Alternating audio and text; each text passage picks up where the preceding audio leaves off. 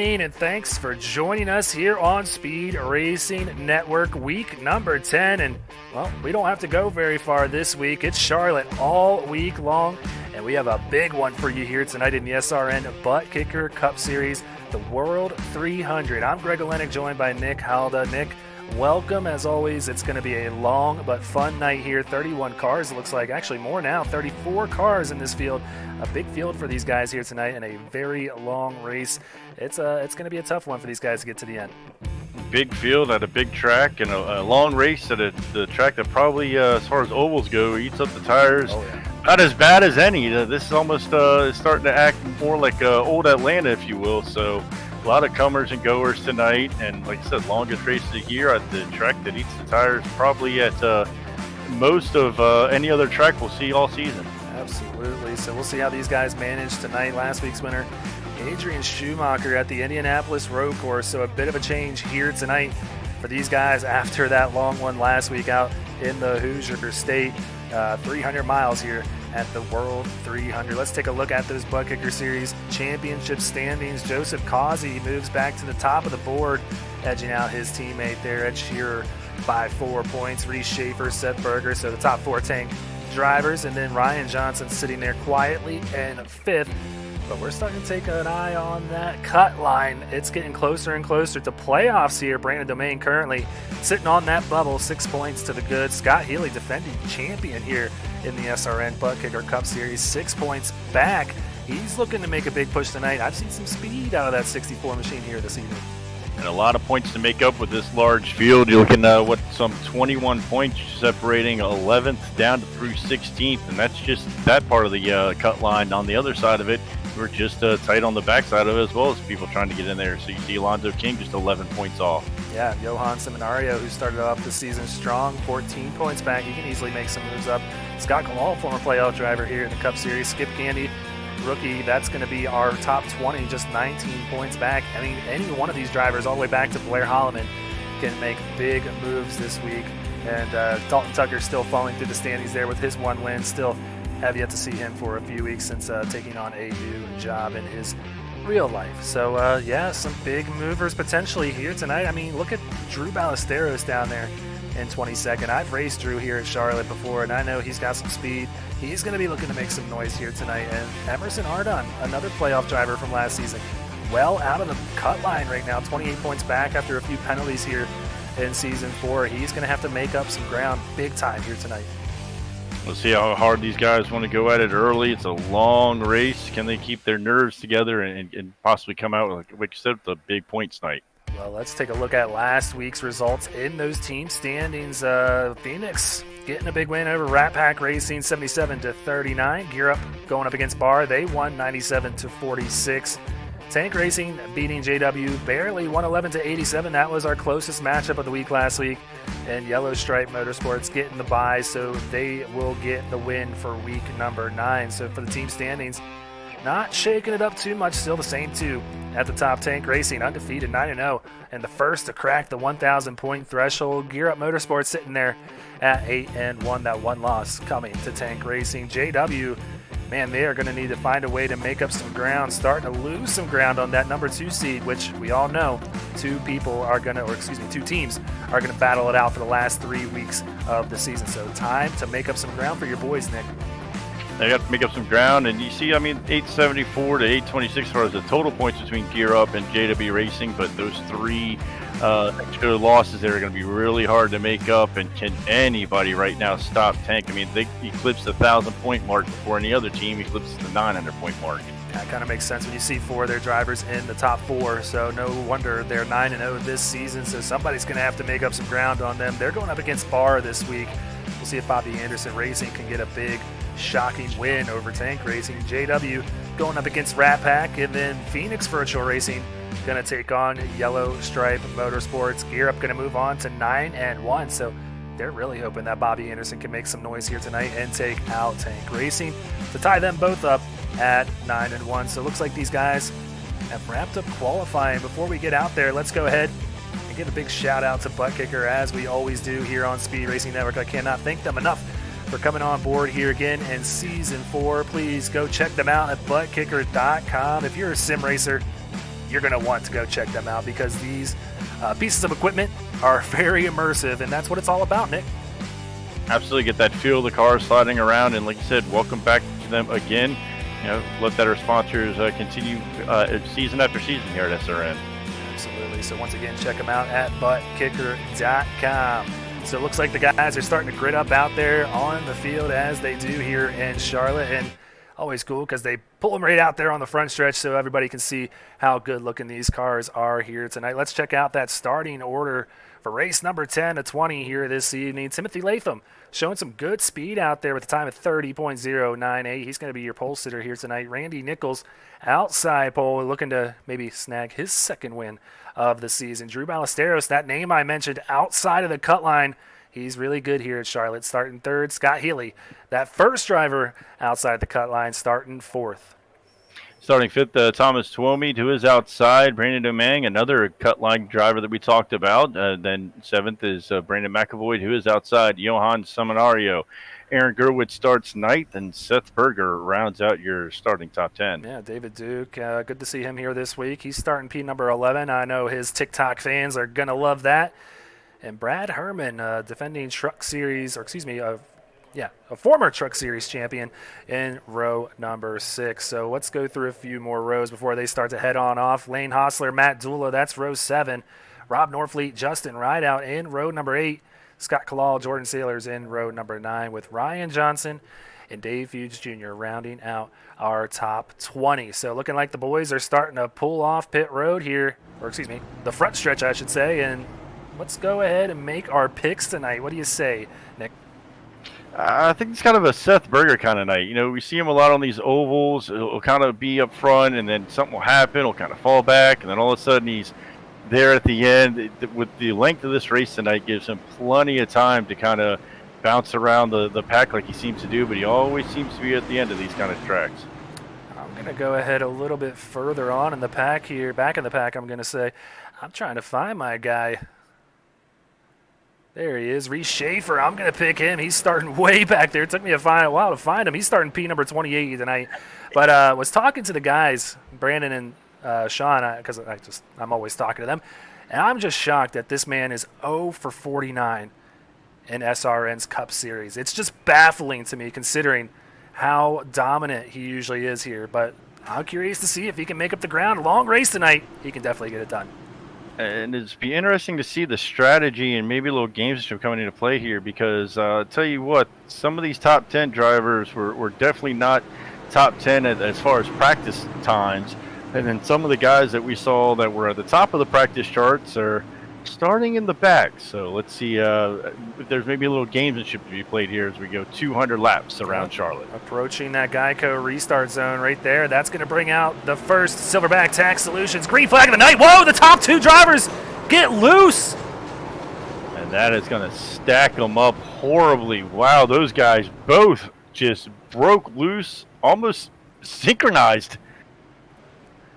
I have no clue what just happened, but not how these boys wanted to start this night, knowing it's going to be a long one here this evening. It's the way they broke almost synchronized at the same time. It was hard to believe that they both got on the throttle like that at the same exact time, same exact everything. That was a very interesting start to this race. Yeah, no kidding. And that's throwing everybody for a big loop now. Trying to scroll back as far as I can here in the events list just to see if we can cue that up again here for an admin box rec replay. And that's just something that not a lot of people practice, is the restarts or starting these races. Maybe that's what we just saw. Yeah, they might have been down in a little bit lower gear and just both kind of just jumped on that throttle. But you see so they both kind of checked up, and then, weird. I mean, look at that. That just the left and the overcorrect right, that was just identical. Let's watch it from the cockpit camera just to get a real good perspective and kind of listen. Yeah. Kind of listen and check out those RPMs. He's in first gear, which might not be the best. No, yeah. Yep. And that's what it is. They kind of started. You saw he was already at 7,500 RPM there in first gear, and then it just kind of comes around on him. Wow.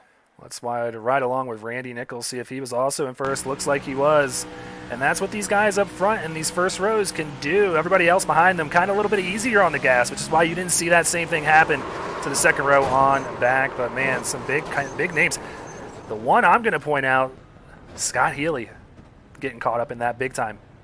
And this is a track that even if you aren't one of the guys with a lot of damage, the aero is so important here on these long straightaways and everything. And it really affects the handling of the car at a track that handling becomes everything on these later runs. So even if you're one of these guys kind of in the middle of this accordion effect that maybe just got some small damage, sometimes you get away with that at some tracks, but that's heavy damage. Yeah, heavy damage there. I mean, just repeatedly big pushed down the shots. track. Yeah.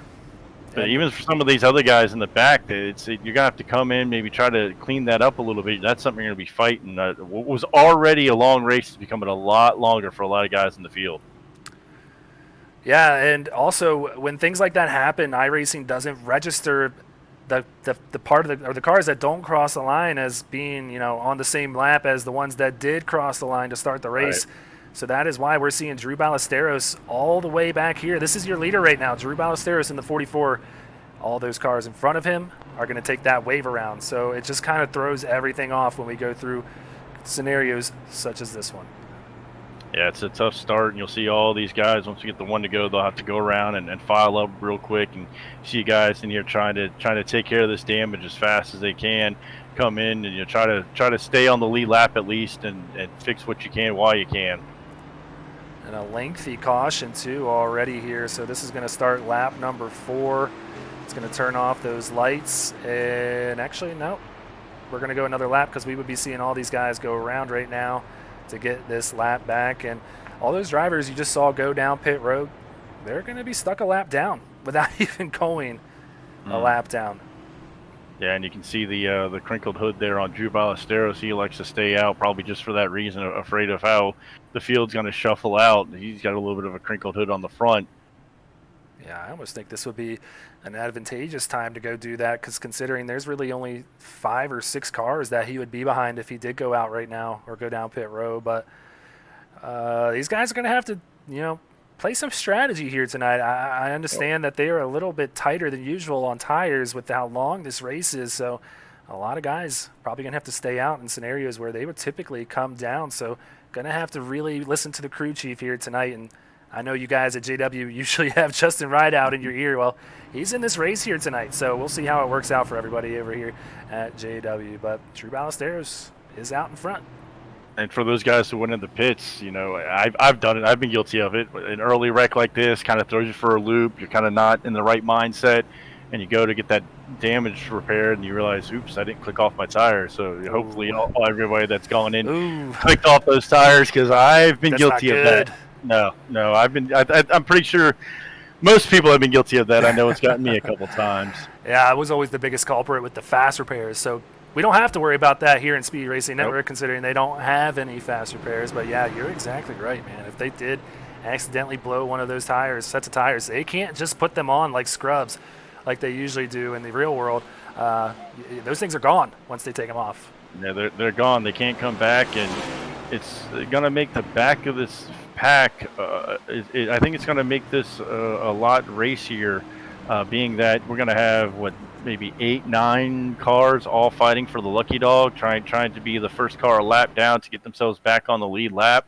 So those guys aren't really going to be wanting to give an inch back there in the back of the pack as they possibly work their way back up through the field, with guys trying to save tires that weren't involved in the wreck. So I think this is really going to shuffle up everybody's strategy and really change the pace of a lot of cars.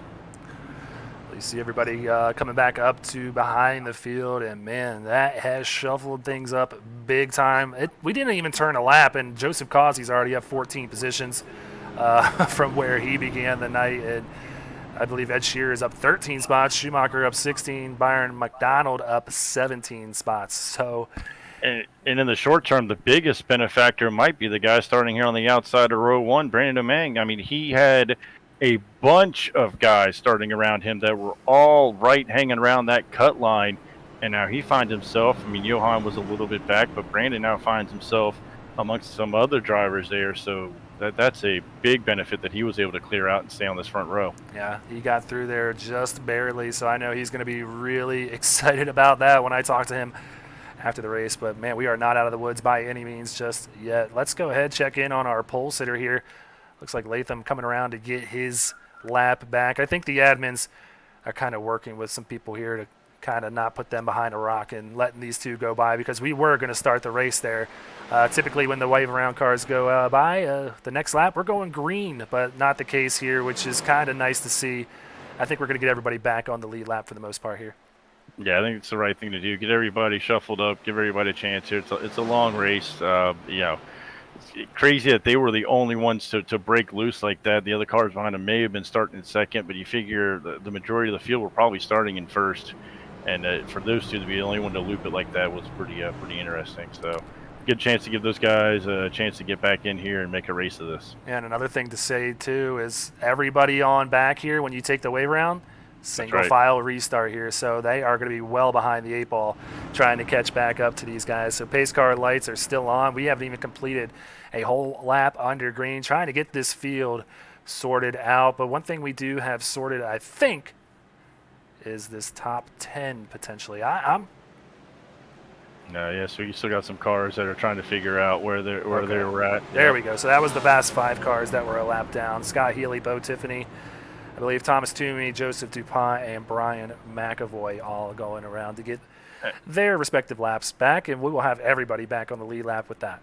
And a good job by the admins, because you've got to let these cars go around, especially ones that were in the pits and everything. They've got to go around, come back to the scoring loop, come back to the start-finish line to really see, okay, who's where. So it's a great job by the admins there, taking their time, figuring out what this order is going to be and getting us going right.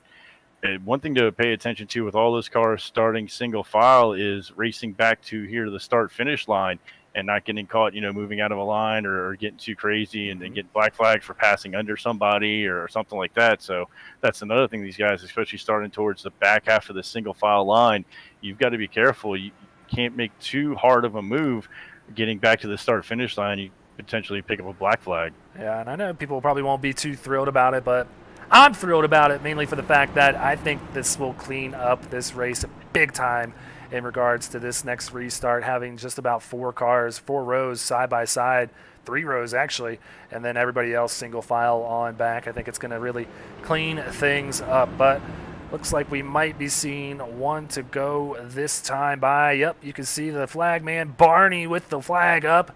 Once we see that pace car across the start-finish line, we will see those pace car lights turn off. And there they go. Lights are out signaling one to go. But, I mean, look at this line. I mean, what we see, we had 38 cars in the field, 34. So 34. Yeah, so 28 of them are lined up single file or thereabouts. Yeah, so wow. That is a big line of cars. And all the way at the back, the man that started in second place, Randy Nichols and Timothy Latham, our pole sitter, they are all the way in the back. And at this track, it eats up the tires so bad that it's not like you can just say, all right, I know I set the fastest hot lap, right? But you cannot run that line that they ran at qualifying over and over and over again as far as race pace. You're going to just burn these tires right up, and you might catch some of these guys and pass them within 10 laps, but they're going to go blowing by you for the next 20 laps of the fuel run. So it'll be interesting to see how hard these guys really do push and how much ground they try to make up. Are they going to try to do it as a steady pace or one big shot? Well, this is the view from our pole sitter, and not how he anticipated this race going very early on. He is going to have his work cut out, but if there's anybody that can do it, it's this man. He's our defending series champion in the SRN Buttkicker Cup Series. So we'll see if he can get it done, but finally, the pace car heads off, the green flag in hand, and we're about to see that Silverback Tax Solutions green flag waving once again here in Charlotte. This time everybody's able to keep the car underneath them as that line breaks up in the back. We see everybody now finally getting up to speed. Looks almost like a short track enduro race where the green flag drops and the rest of the field has to kind of lug around until they get to the start-finish line, but Ballesteros jumps out in front of Seminario. Curious to know if people were taking it easy after seeing that restart in the first lap there. Brandon Domain losing 2 positions quickly. Now Brad Herman to the inside of him. He's going to look to take 4th position away from Brandon Drew coming around the lead. Our first completed green flag of the night to start lap 10. Brandon holding off Brad Herman here for 4th. That's a spot you do not want to be, coming around off of 4 there on that outside, especially the first couple of laps. Coming off of corner 4, you feel like you're safe, and you are, and then all of a sudden you're not. And you get stuck to the outside right there, especially the first couple laps around. It gets a little dicey. So looking like we're settled out here for our top 10, and let's go ahead further on back here. Let's see some guys trying to make up some ground. We're watching Joseph Causey lead his teammate Ed Shearer, followed by Ryan Johnson and Alonzo King. King trying to take the outside on Johnson, somewhere you don't typically want to spend too long here in Charlotte. No, you can make it work, but as you can see, as he comes off of 2 there, he's got to kind of turn it down a little bit more as he's coming off the throttle versus to keep it off the wall versus letting the car slide around. And that car wants to kick around and slide around on you. And every one of those little slides that you see is just wearing those tires more and more, and it just gets more and more pronounced. So he doesn't want to get stuck out there for very long. It's always interesting, too, for the perspective of Ryan Johnson. I know when I'm running races here in Charlotte, I'm licking my chops when I see that 80 up there on the outside. I'm going to leave him there as long as I can just to run those tires into the ground. So Ryan Johnson not going to let King have it by any means right here. It's interesting to see how hard you see Ryan Johnson driving into here at 3 and 4. Normally we see the car to the outside. The inside guy's got to kind of back out a little bit. You'll see the outside car kind of jump up and then catch back up. But they both drove it hard into the corner. It looks like Ryan Johnson now kind of wants to get around these 2 ahead of him, thinking he can maybe have a little bit faster pace. Yeah, that's Causey leading this line. King sent it in there that time. Cleared Johnson, but then put him to the outside of Shearer. There he goes, settles in, gets in front of that 45, but he is not worried about that inside. He's way out there. It looks like Corey Saucier is seeing the same thing. Johnson now jumping to the outside, so maybe these guys not too worried about it here early on, or maybe they've made their bed, not anticipating too many long green flag runs. I know that's something that you have to kind of plan for as far as how you run your tires and what you set your steering ratio up as too. And it's some of the, I think when King jumped the outside there, I don't think he really meant to do that on purpose. I think he just overdrove it so hard, tried to keep it down, and it just shot out on him. Luckily, nobody was there to the outside as we're getting real wide, big loops coming off the corner. The number, I think it was number 3 there, kind of up another line, even higher than Johnson. This is what we wanted to see right here. Some great side-by-side racing here early on. Bumper to bumper here in the back and borderline 3 wide. Saucier thinking about it, but man, when we say this is one of the tighter 1.5 mile ovals, we are not kidding. There is not a lot of room to ride around here. Speaking of not a lot of room, how in the world, I think it was a 45, Shearer just slid up there to the outside line. I didn't think there was any room up there for him to get in line, but he was able to make it work. Yeah, so this is riding on board with Ryan Johnson. Look in his mirror, right on his bumper. That's Corey Saucier, who's moved his way up through the field, up 19 positions already. Started 30th on the night, in 11th already. One of our best drivers here in the Cup Series. Saucier looking to get this first W of the season here tonight in Season 4. He can definitely do it. One of the best on 1.5 miles.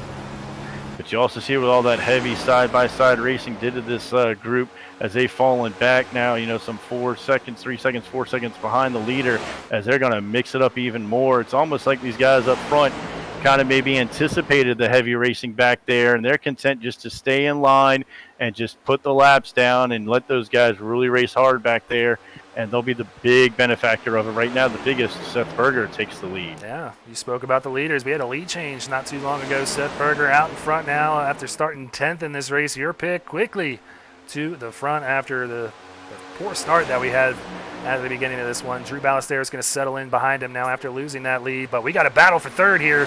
Johan Seminario, and it looks like Lane Hostler side by side.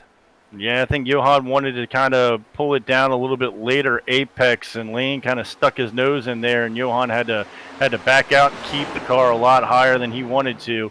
And you can see he's not real happy running up there, not quite pushing it as hard up there as we saw other guys back in that second pack. He's holding his own right now, but you can tell he wants to get back down inside of that line, and Berger slides.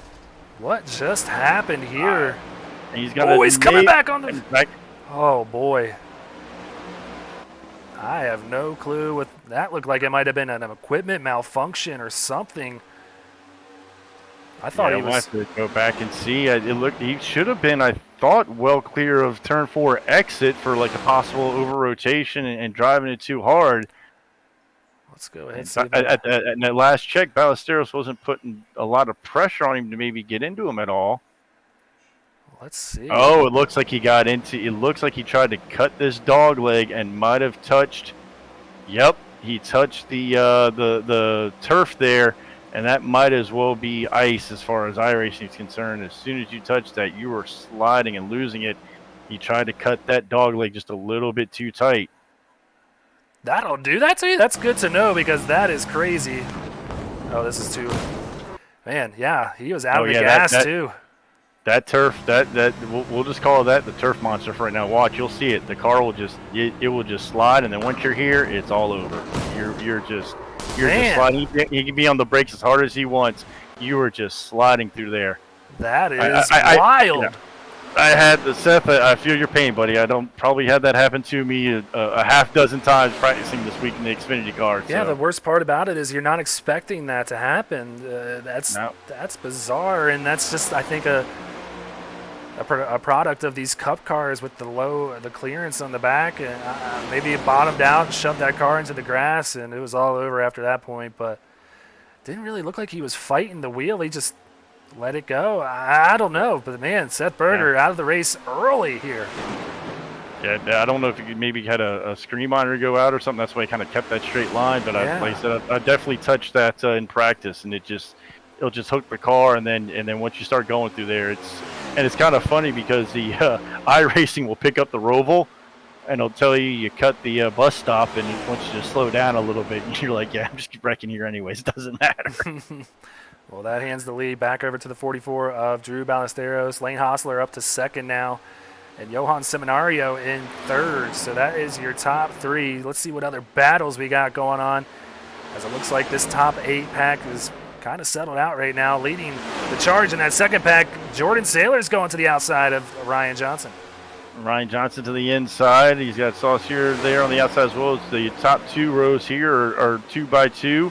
And it looks like King's going to possibly join those guys up top. Nope, decides to stay down. Oh, 55, way up on the wall. Way up on the wall. Got to be careful there. Corey thought about making it 3 wide, but way too early for that as we stay green here.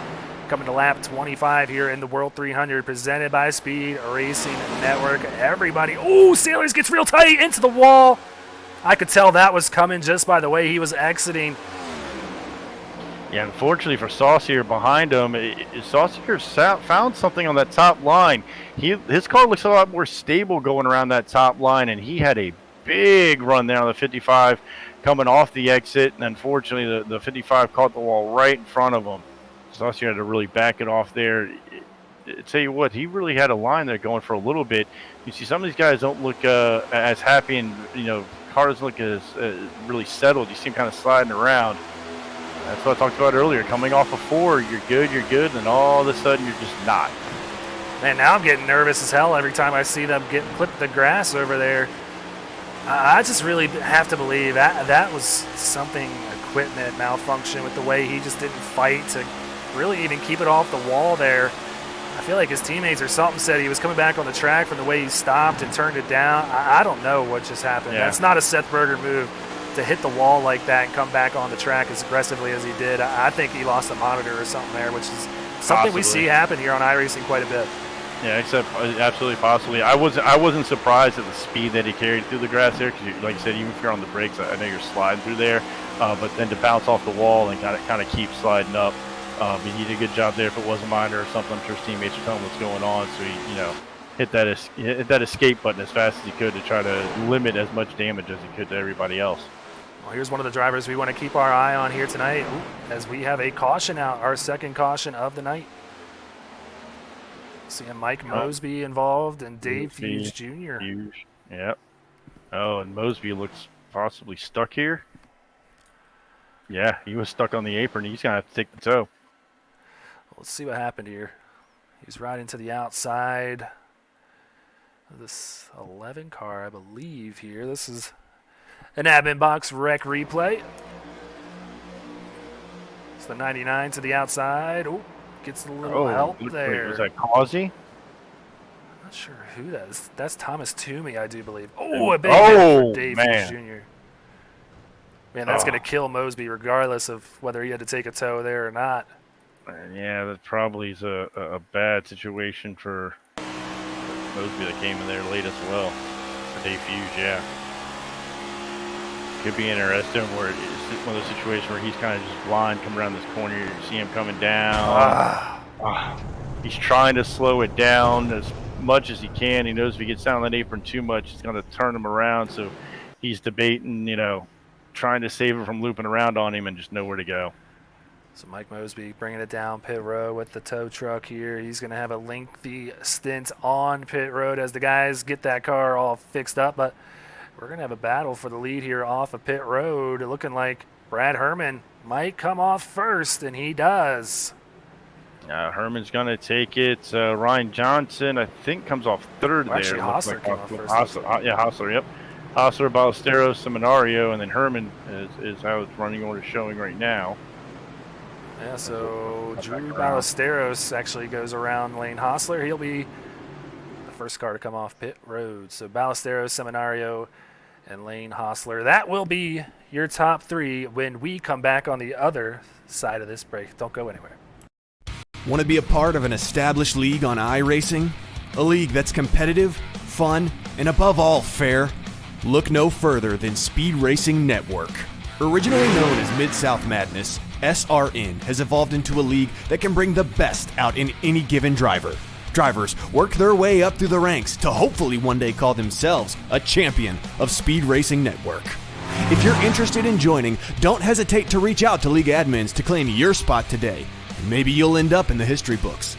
If you're interested in becoming a sponsor in Speed Racing Network, feel free to head over to www.speedracingnetwork.com and reach out to an admin today. And as always, remember to go faster.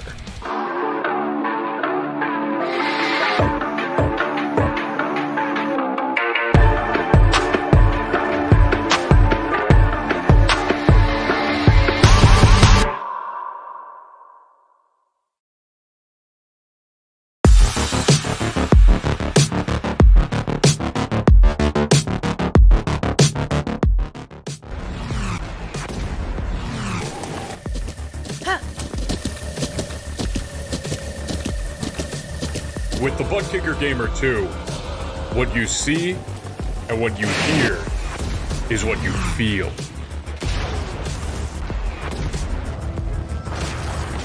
Buttkicker, the future is feeling.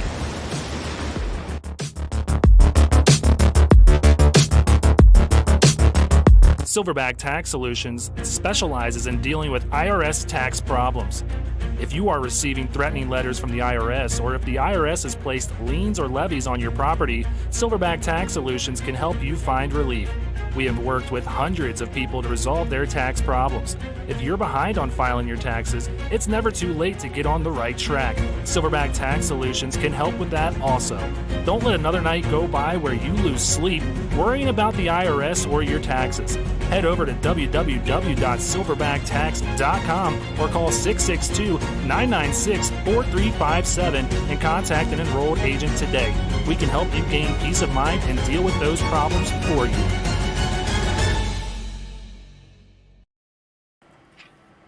Let's get back out to the action here in the SRN Buttkicker Cup Series. You saw it live while we were side by side with the commercial break there. The top three drivers coming down pit road. That's going to hand the lead over to the 85 of Brad Herman. Yeah, some varying pick strategies has really shuffled up this field, and now we see this group at the top that was racing hard there in the middle of the pack. If they're racing that hard back there for 20th, how hard are they going to be racing for first? Oh, yeah, for sure. And you get an update from Seth Berger in the YouTube chat. It looks like saying his monitor did shut off and he could only see out of the driver window, and apologizing to the drivers. But luckily, Seth, man, you did a great job of not getting anybody else involved in that. And unfortunately, night's over. But hey, at least you didn't complete 190 laps and then that happened, right? Glass half full, glass half full. Right. He gets the early night, gets the popcorn, root on his team, and Seth, there's no broadcast curse. You're not allowed to say that. Yeah, Nick didn't pick you or anything. Not at all. Not at all. I didn't say I didn't. And I think I even said, something tends to happen to him. He always bounces back. Oops. Well, the pace car is going to dive down pit road and leave the pace field or the field in the hands of Brad Herman. As I jumble up my words there, the Silverback Tax Solutions green flag back out here in Charlotte. Oh, and I tell you what, that second row was bouncing around just a little bit there on the restart. They were sliding around just a little. You can see these guys are on edge after the start of the race that we had. They just don't really – I don't think anybody feels comfortable on exactly how hard they can go right as the green flag drops. One of my favorite cameras, the digger cam, as they come around turn number 3, ripping around here and exiting 4. You see how tight they get right there on the exit. You got to be careful here at this track as someone goes through the grass here. I believe that's Byron McDonald now going through. Yeah, he's able to keep it straight and he's going to get it back on the track. Great job there of not sliding it around. And I tell you what, that last camera you had, that exit at turn 4, that's going to be a big camera to go to as these tires wear and see how close these guys come out pushing against that wall. Well, let's go look again. at Sauce here. But watch Sauce here. See how he's coming down when he gets to that Cup Series line? He's practiced, and he's got a line that's going to be very interesting to see what holds up for the long run. Look how high he's going on this wall. But some of these other cars that are running outside line, you see the 9 kind of turning down. They're getting a little sideways on exit. He's keeping very stable all the way around running that top side. Be interesting to see in the long run how that holds up. Yeah, you just got to be careful not to put too much wheel into it here at Charlotte, and that could be paying big dividends for that 3 car of Corey Saucier. So why not have a 3 car that knows a plan here around Charlotte Motor Speedway? So we'll see if Saucier can make his way up now to the outside of Rob Norfleet for 4th. And Gerwitz to the outside of Johnson for 2nd. Yeah, Gerwitz has a win on a 1.5 miles a few seasons ago out of Texas Motor Speedway, so he knows how to get it done and has been getting better and better week after week here in this 9 car in the Buttkicker Cup Series. I was kind of giving him some slack earlier on in the week, saying, who practices? He's been practicing a lot, and he is paying it off right now as he is running Brad Herman down another car using that outside line. Well, the 85 take note of this. Yeah, that 9's kind of using like a middle line. The 3 is using a higher line, and that 85 is going to have to adjust if he wants to hold off these 2 guys. I don't think another 3 or 4 circuits around, he's going to be able to hold them off running the bottom line. His only hope is maybe these guys are burning up the tires a little bit more on the top side. He can catch them back as they go around them. But I think if he commits and holds this bottom line, he's not going to be able to hold these guys back much longer. His car is bottom out big time for these turns too, man. So, yeah, they are not really pushing it too hard. They got to be out of the gas when the car hits the ground like that. Gerwitz going to cross over, go to the inside here. And you can see what that outside line does. Just gives a big run off the corner. And Gerwitz is going to stick Herman to the outside. Let's see how much practice Herman has running the outside as he holds strong, races back to line, and I believe Herman's going to hold the lead for that lap. Yeah, Herman leads lap 37, but who gets 38 still up in the air? The 9 not going anywhere on that outside line. That car looks fast in both lanes. Now, where are we going to see that 3 car go? Maybe think about going 3 wide, or just going to work on getting by 1 car at a time as he gets that outside lane all to himself. I think we might be seeing Saucier take a charge to the front here. Yeah, Herman's going to drop down, go back to his preferred line on the bottom. That's going to give Saucier second, and then we'll see what type of run he gets coming out of 2 on Herman. Is he able to make the same move? Will he jump down the inside, or is he going to try to make the pass on the outside? Ryan Johnson sticking his nose in there. Looking like he was going to go 3 wide for a second. Pushes it real hard off of 2. And that's all it takes is 1 time, and your race is a whole different race after you smack that outside wall.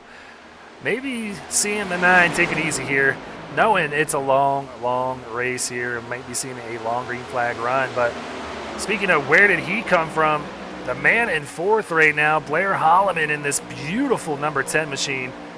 He is now making his way up 25 spots.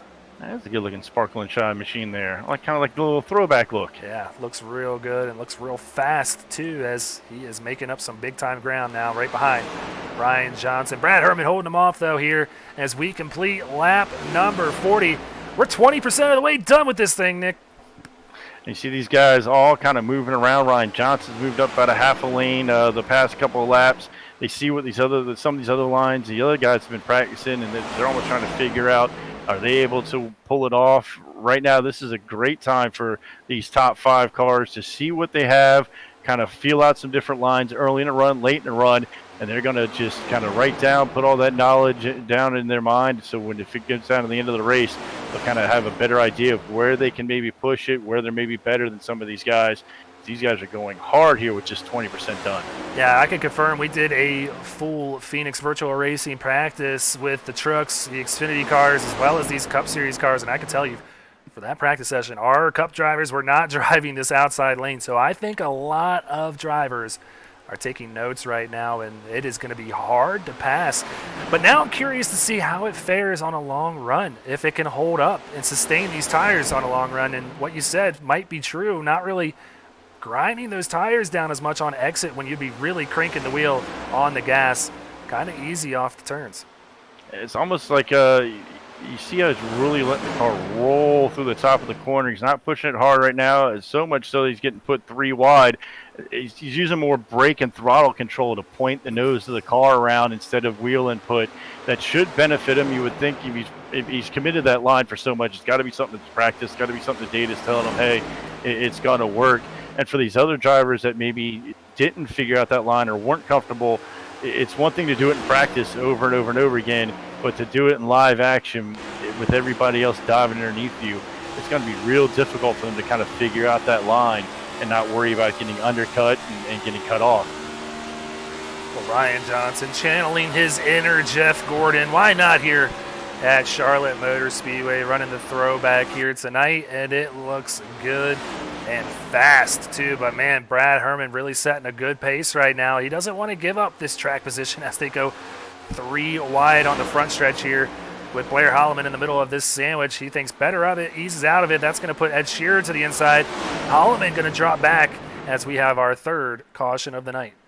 Yeah, probably a smart move there by Holloman. That second kink there in the front tri-oval gets real narrow. It's not really a spot you can go 3 wide, so he thought better of it. Still a long race to go. So we have another caution, and it's going to be a shorter race for, unfortunately, some more guys in the field. Yeah, Joseph DuPont is the victim here, it looks like. Let's check out the admin box rec replay to see exactly what happened. Looks like he kind of came down there on the 41. Ooh, and that's Ballesteros. Man, who we saw leading this race and then came down under that last caution to put him back here. Yeah, unfortunately came down late, putting him back in the field and then putting him back in this mess. Well, let's go ahead right on board with Matt Dula here. That's the guy to the inside. And yeah, I don't know who to put that on right there. Kind of Matt Dula coming up a little bit there. It's a tough call there for the admins. Yeah, it's going to be a tough one for the admins. It looked like, if you're using the lanes there, Dula, kept like at his line. It almost looked like the one there we talked about. This would be a great view. Yeah, see, he's hitting close to that wall. Yeah, I think that might go on the 41 there. Yeah, I think the one was anticipating the 41 to cut down a little bit more than he was. That was a big hit for Ballesteros. Let's ride on board with him where all this is happening right in front of him here. Hold on. It's hard to see from his perspective. Oh, yeah. And that's above the cockpit there. Yeah, and he just guessed wrong. He saw the other 2 guys. He could tell everybody was checking up in front of him, saw the 2 guys dip down below, possibly was worried about getting into the back end of this black and pink car in front of him. And just he can't even see it happening. That's the problem right here is, boom, it's right there. And then, what are you going to do? When you see a big checkup like that, you know something's happening. You just don't know what, and then all of a sudden, you just guessed wrong. That car is unfortunately toast, I have to imagine, here tonight for the 44 who needed a really, really good night to help his cause as he's back in 22nd in those point standings. So, man, 3 cautions here early on, a lot of carnage and a lot of damage for a lot of these guys and a lot of big hits as far as championship standings go here. The 2 guys on the bubble there, Gerwitz Domain, having good nights so far, but man, you look back here, Scott Healy has had trouble here this evening, and then you got Drew Ballesteros back there in 22nd. Byron McDonald, we've seen him have his issues here this evening. Yeah, a lot of guys going to need some help, and you see Corey Saucier down there in 29th. He looks like the fastest man on the track here. So some big-time opportunities for these guys who need some ground made up. Yeah, they can make him some big ground on a lot of the field. It's going to be a race, race of attrition. Who's going to be able to keep this thing clean and get it all the way to the end? Well, I know one thing is for sure. We are going to step aside one more time here and step aside for a quick commercial break. We will come back with that Silverback Tax Solutions green flag. Silverback Tax Solutions specializes in dealing with IRS tax problems. If you are receiving threatening letters from the IRS, or if the IRS has placed liens or levies on your property, Silverback Tax Solutions can help you find relief. We have worked with hundreds of people to resolve their tax problems. If you're behind on filing your taxes, it's never too late to get on the right track. Silverback Tax Solutions can help with that also. Don't let another night go by where you lose sleep worrying about the IRS or your taxes. Head over to www.silverbacttax.com or call 662-996-4357 and contact an enrolled agent today. We can help you gain peace of mind and deal with those problems for you.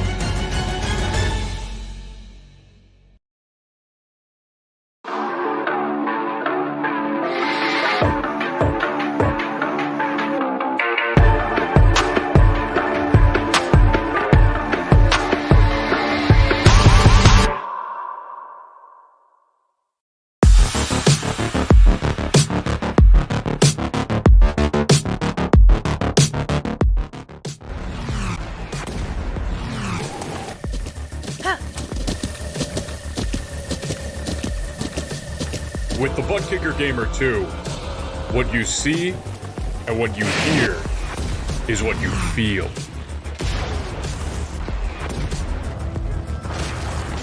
Buttkicker, the future is feeling.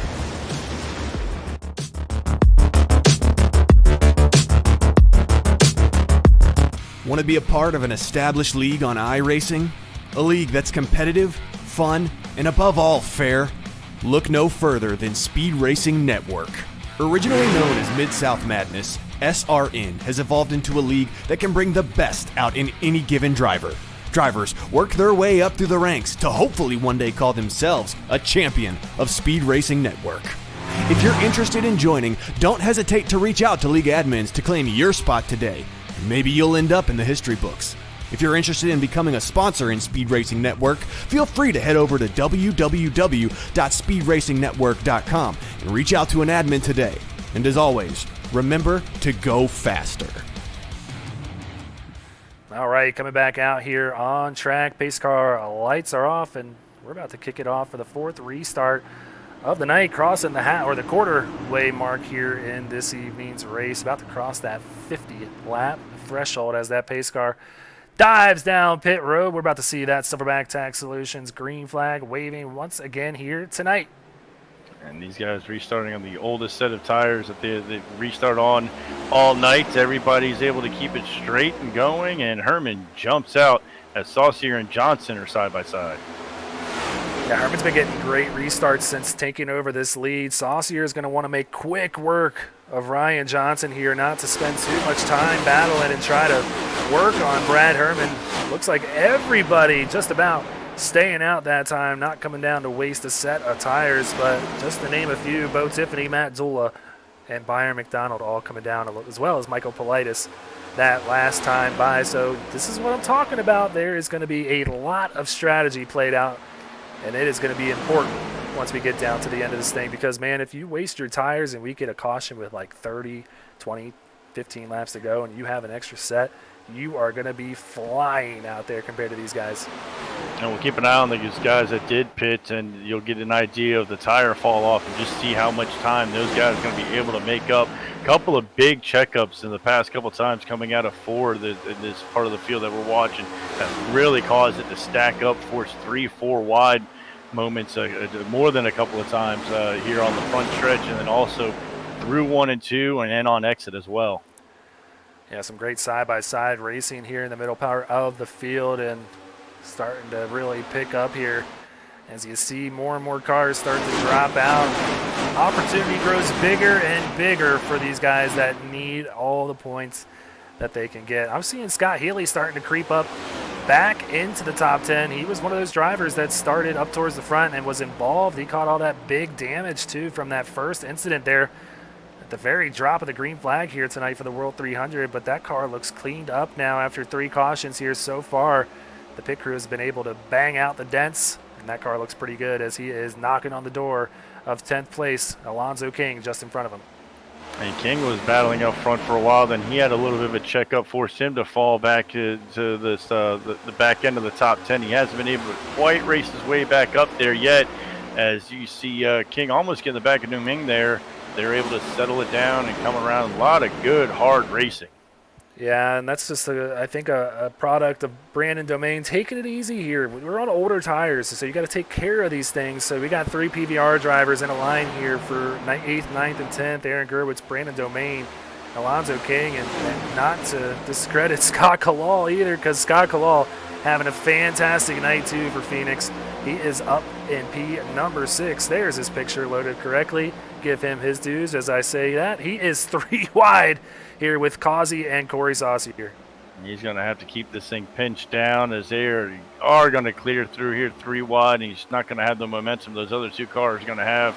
Tuck back in line, get that momentum built back up, and hope a couple other cars don't dive around you. But then we see that number 3, the Highline Harry, if you will, staying around that top side, just working these guys over on that top line. Yeah. Somebody else going to have to figure that out, or if this thing stays green on a long run, it just seems like that 3 has got a little bit different line that he's really gaining an advantage on.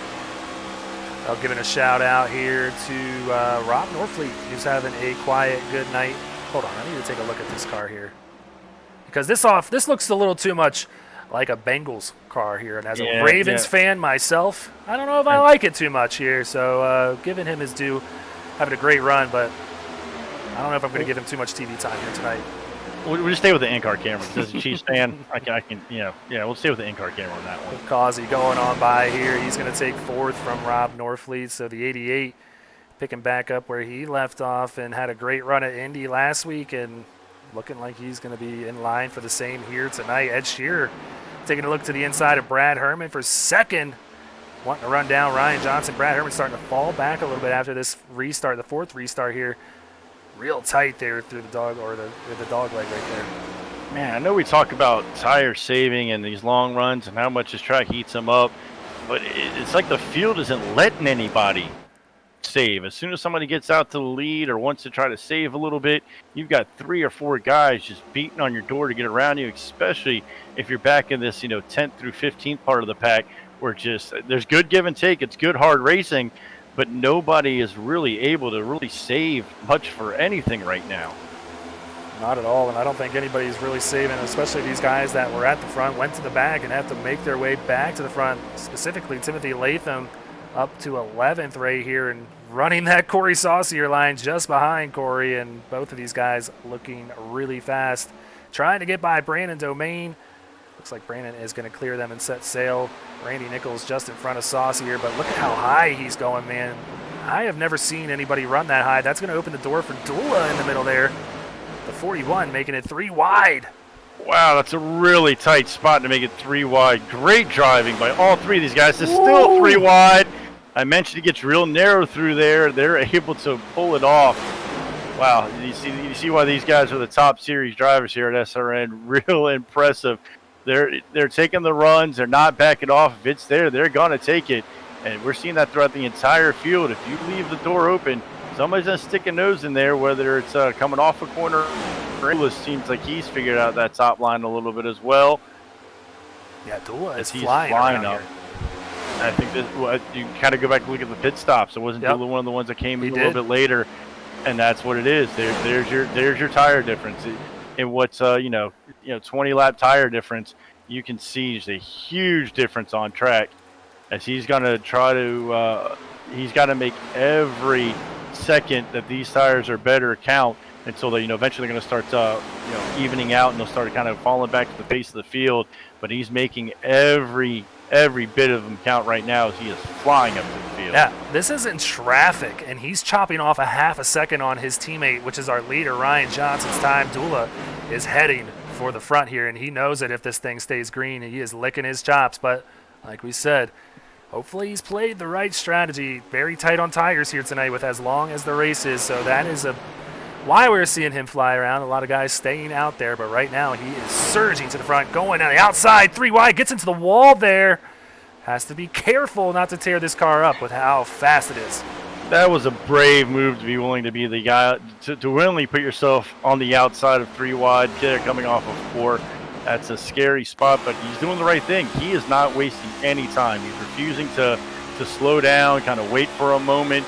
He is in full attack mode and has to be right now, because he's going to have to get these tires, run out to a bigger lead, figuring, maybe a set off for everybody else. Hopefully he can get out, maybe pulled away from these guys, and then, kind of hope the next pit or the next caution doesn't let anybody else kind of pull the same move back on him. Well, there's your battle for first, and just watch this time fall off for Ryan Johnson. I mean, he's going to catch up to him here heading into turn number 3. Got a little loose on the exit of 2, but he is there. Johnson knows it. Dula going to go to the outside, and I have to imagine by the time we get to the stripe, the 41 will be leading this race. Oh, nope. Nope. Yeah, I think that's a little checking up for the teammate there, making sure they don't get into each other. But what you'll see here going into 1 and 2, where the tire difference is, they'll be kind of even going into the corner, but right about midway through exit, Dula's going to be able to get on throttle just so much faster than Johnson, and there it is. He's just going to pull right around, and Johnson's going to try to tuck in and try to prevent himself from losing that second spot. And we'll see Dula walk away, and the question is how much did he burn him up pulling up through the field, and how far can he maybe separate himself now from the field? I love it for the fact that he's bet on himself here. He pretty much, his cards are on the table. 41 thinks we're going to have a green run here, a long green flag run. He needs a long green flag run. Otherwise, I think the strategy goes in the trash, and the 41 is really going to have to handling or hang on for a good finish here tonight. But right now, this thing stays green like the color of his car. It could mean a first win of the season for Matthew Dula, but 134 laps before we can determine a winner here tonight.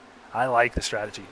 He's pulling out now a half a second over Johnson and over a second to third place share there, and I'm wondering if third, fourth, and fifth are almost slowing down their pace a little bit, knowing that they don't want to burn them up too much, knowing that Dula's going to run out here, nothing you can do about it, but don't compound it by trying to keep his pace. It's not going to happen.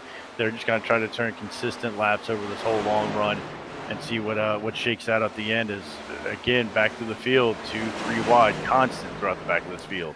Yeah, this is the battle for 8th. Norfleet holding on to it over Scott Kalal. That's going to put Brian McAvoy on by Brandon Domain. Brandon, I have to imagine, taking it a little bit easy on those tires as he's just letting these guys go on by who are, like you said, racing a little more aggressive here in this early on stage here in this race. Speaking of which, look at how close this is. This is the battle for third right now. Ed Shearer, Joseph Causey, and Scott Healy. Causey looks to have a little bit of more momentum and kind of wrap the inside there, stick it to the inside, but Healy's fighting there on the outside. Also Shearer, that they're not giving up an inch right now. No, not at all. And I mean, Ed Shearer is never one to give up an inch, and doesn't matter if you're his teammate or not, he doesn't want to let you go, but Causey gets the better of him there, moves on by there for third place. So Ed Shearer back to fourth. Scott Healy going to round out your top 5. And the next car in line to possibly make a run to the front after that pit stops is going to be this man right here, Michael Politis in the 6th car. He is up to 9th after making that pit stop. I see he's up 15 spots from the starting spot. You do the same thing as the leaders. If you're just a little bit slower, you do the same things they do every time. You'll probably find yourself in the same spot. With the length of this race, not a bad time to maybe roll the dice a little bit and see what happens. It's worked for them so far as Dula and Politis really moved up through the field here, and we'll probably see Politis here in the top 5 here pretty soon as well.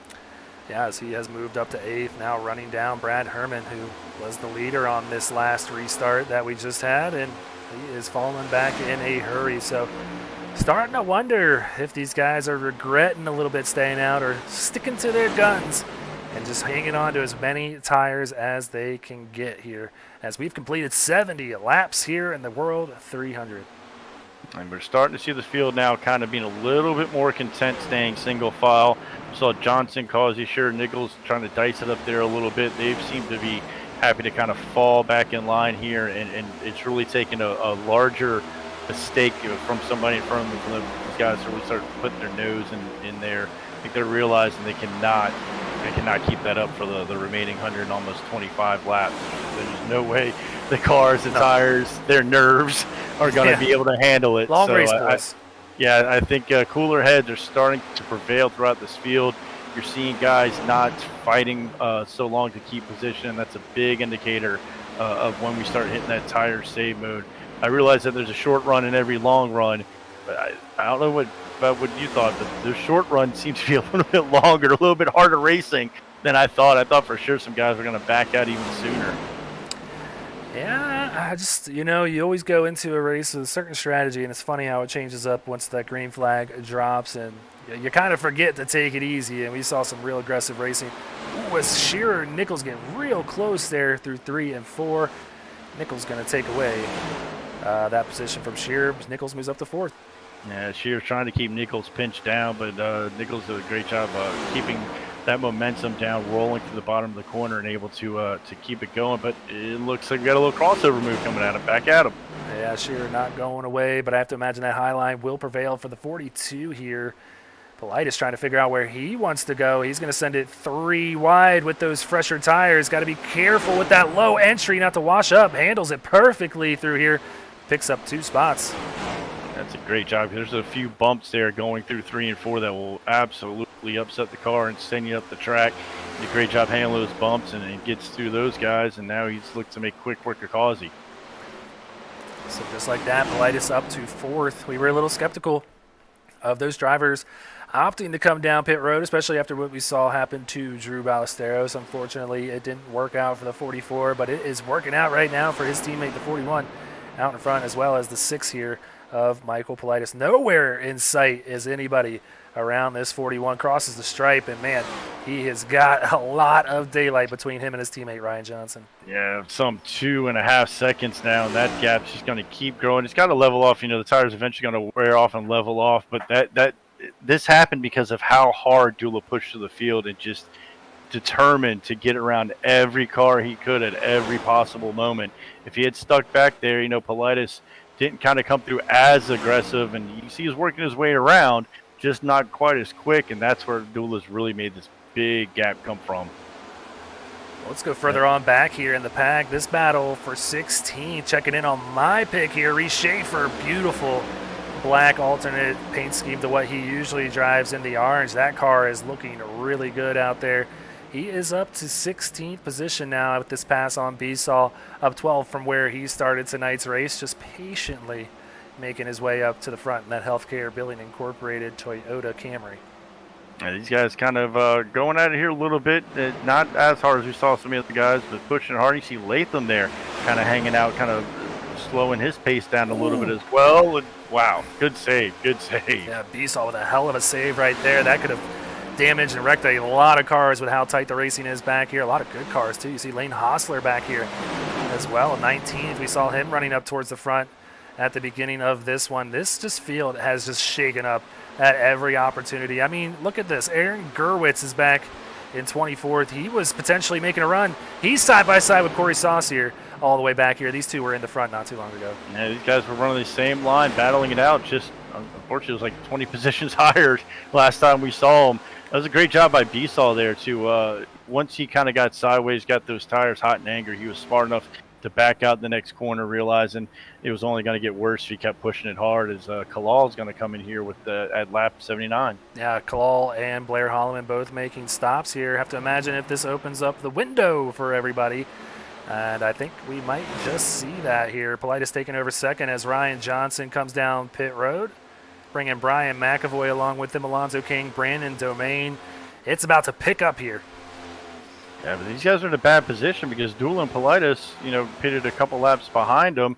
They're going to be able to go a couple laps more. They might put this whole field possibly a lap down if they're able to stay out. And then from there, sometimes this is where we see cautions happen when we've got guys trying to enter, exit pit road, different speeds, different paces. Some guy locks it up. We'll see when how long is Dula going to want to stay out? Politis going to want to stay out, knowing these guys are going to start catching them. Do you go ahead and take this lead and take the advantage that it's given you and get your tires, or are they going to try to stay out and maybe put as many of these guys a lap down as they possibly can? Yeah, I think the answer to that question is if you feel like you have enough tires to get you to the end, you don't stay out there very long. You take what was given to you and keep that track position, because you're exactly right. They're going to be behind the 8 ball here, and we have a yellow flag. Oh, wow. That was timed really well for some, really fortunate for others, as we see 10th place there still in the lead lap, and this is Thomas Twomey slowly coming around. Possibly pace car about to damn wreck there. Yeah. It was drifting. Well, let's check out the admin box wreck replay here and see exactly what happened to Thomas Twomey that brought out the 4th caution of the night. So looking like he's coming off pit road. This is not an easy pit road. Hits a bump there. You can see the car move. Goes in the grass. Nothing to do. I'm really surprised they threw the caution without him being on the track here. Nonetheless, they did. Yeah, and when we say they, it's iRacing. Of course, the admins don't throw cautions here at SRN. It's all done by iRacing. So it may have been the angle that he was at and possibly coming back up towards the track. That was an aggressive bump. I'm going to take note of that specifically for tomorrow's race. We'll watch it one more time as the rest of the leaders come down pit road. I mean, just listen to it. She gone. Look how unstable these Cup cars are on cold tires. They are just a handful for these drivers, even just trying to get up to speed coming out of the pits. Unfortunately, that's what I said. That's where we see a lot of cautions come. Pit exit, pit entry, and that hit a lot of those drivers, and it's going to allow these guys now to go ahead and pit on site the other ones and stay out. This strategy paid off big time now. I think it's a W. You can put it in. They won with that strategy. Didn't backfire on them this time, but Justin Rideout stays out, maybe to lead a lap here. Yeah, these guys absolutely won the battle. Now it's just a matter of are they going to win this 200-lap war with that strategy. Yeah, Justin Rideout possibly just trying to pick up a bonus point. Very important when you're in the battle for the cut line. Those go a long way, so definitely I have to think that's what he is thinking. So we will cycle this thing most likely back out to Matt Dula being the leader. So we'll step aside one more time, run another commercial break, shake everything back out, and come back with another Silverback Tax Solutions green flag restart.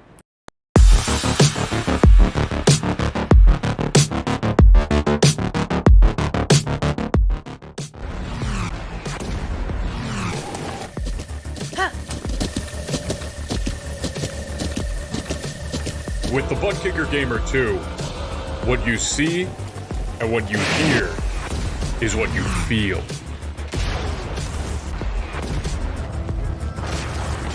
Buttkicker, the future is feeling.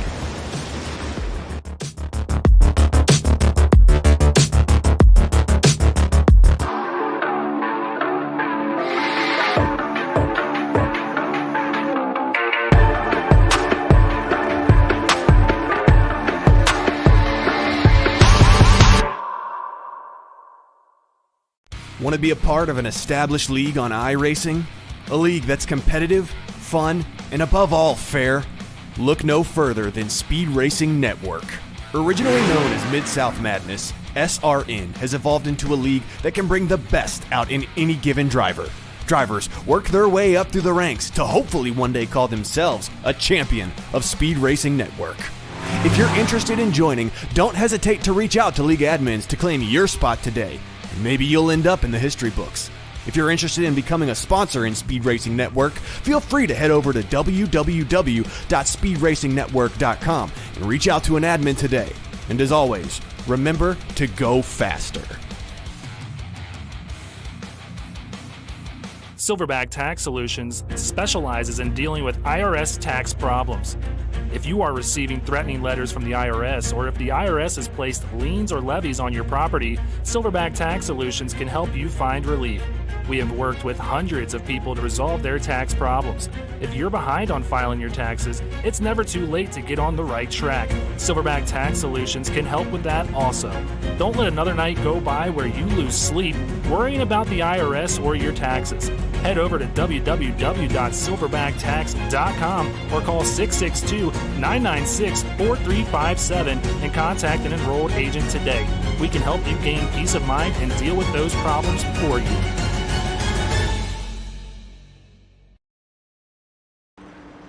Well, like we said, that Sun Drop number 41 back out in front here after Justin Rideout brings it down. He gets his extra bonus point, and a good thought that you had too. Maybe they're just on the edge here of the pit window. Maybe that gets the 40 where he needs to get to the end. And I mean, worst case, he comes out in 10th place. So I think that was a win-win there for the 40. Absolutely. If we're right on the edge, possibly of just one more stop getting into the end. If it's that close, he stole a lap there, really. Stole a lap or two of fuel there, and then he's gonna coming out in only 10th due to the way that yellow flag fell. Could be a great move for Rideout. What do you say we ride on board with Dula this time for the restart? Something we never see them going through the gears here as we get ready to see the Silverback Tax Solutions green flag waving. We're green again, once again, here in Charlotte. Dula leading the way. That may have been one of the more delicate restarts I've seen, as far as you saw the RPMs there kind of gently rise. Not that big throw that you normally see. These guys definitely still worried about what they saw happen at the drop of the green flag to start this race, as Dula's going to jump out to the lead.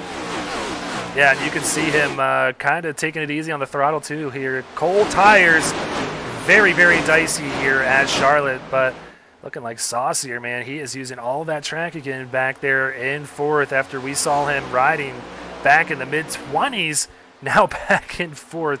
Saucier can't pick out where he can't make his mind up where he wants to be. He wants to be everywhere. Wherever there's open room on this track, he's figured out a line and a way around it, and that's why he finds himself in 4th.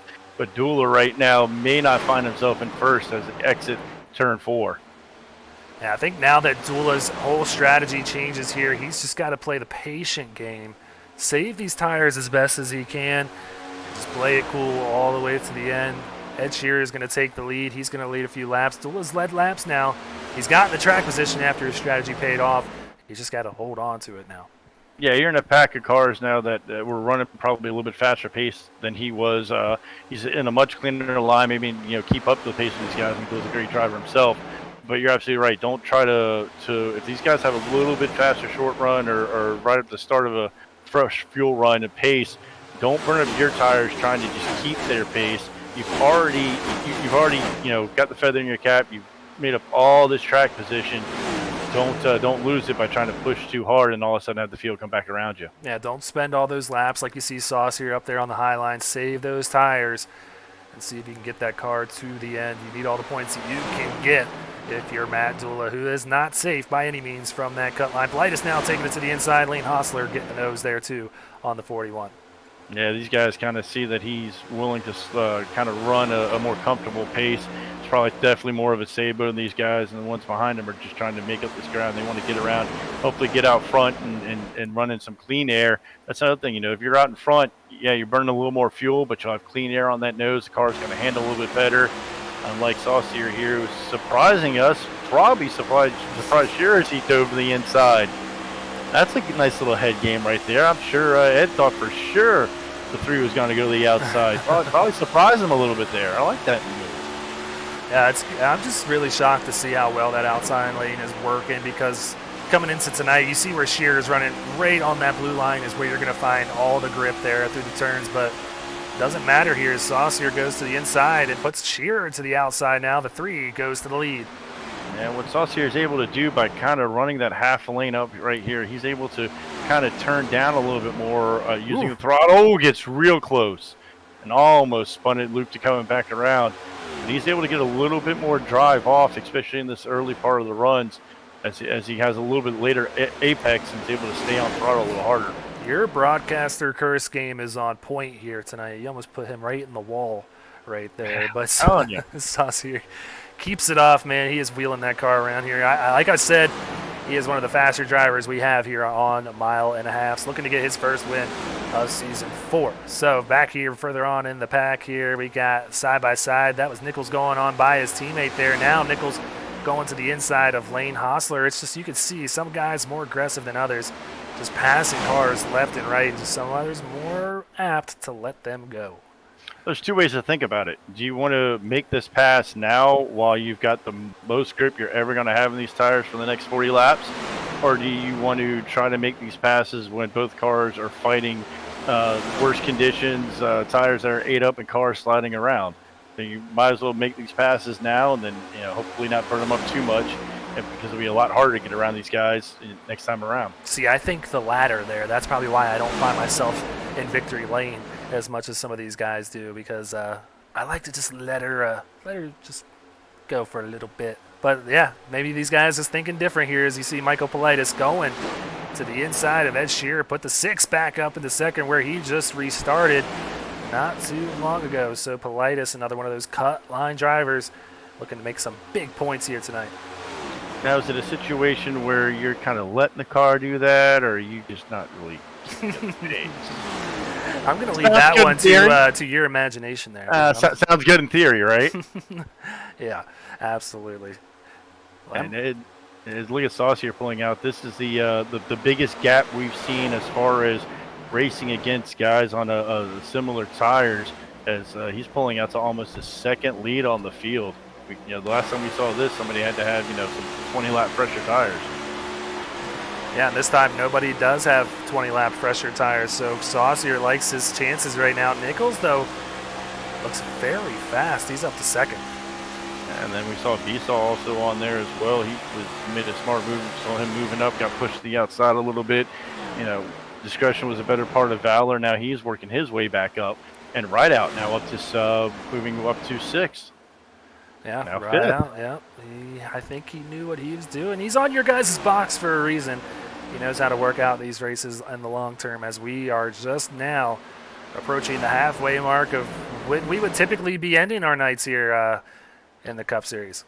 And I'm wondering if some of the JW drivers have been talking in the Discord about the different line they're seeing this 3 run, because I'm noticing those guys are starting, as you see these cars in line, Justin's a little bit higher.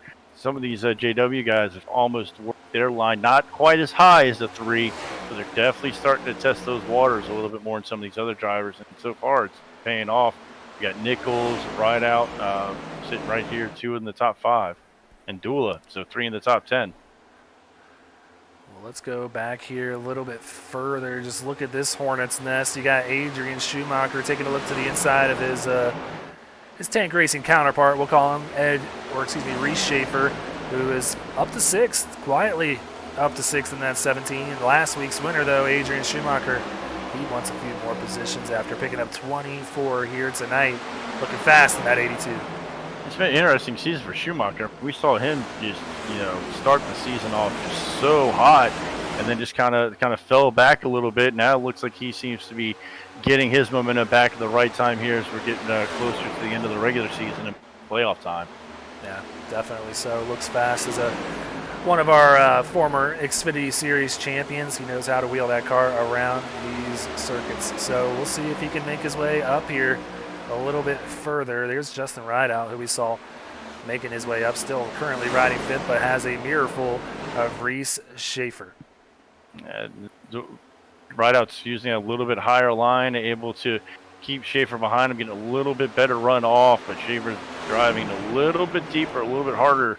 We'll see how long he's going to be content to ride behind Rideout, but so far Rideout's been able to keep the pressure off and actually gain a little bit there on the 45, and back here 3 wide through these tough, tight dog legs. There's Timothy Latham, too, back here in 18th position, our pole sitter tonight, who had that trouble on the first restart of the race, has still yet to make his way back to the front. You can see why. It's hard to get by these guys right now. Not much room to do so.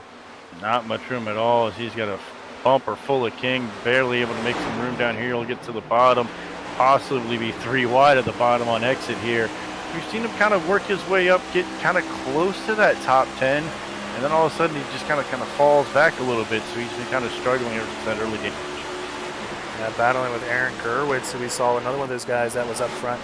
Pretty much everybody at this point has been up front in some variation. We have yet to figure out who is going to come away with this one. So it's starting to look like Nichols running this man down a little bit. The 42 fastest car on the track right now. He's starting to pull away from that field and running down that Corey Saucier machine. Yeah, he's got it down to 4/10. Look at that, just steadily falling off. Now down to 3/10, almost 3/10. They'll go down into 2.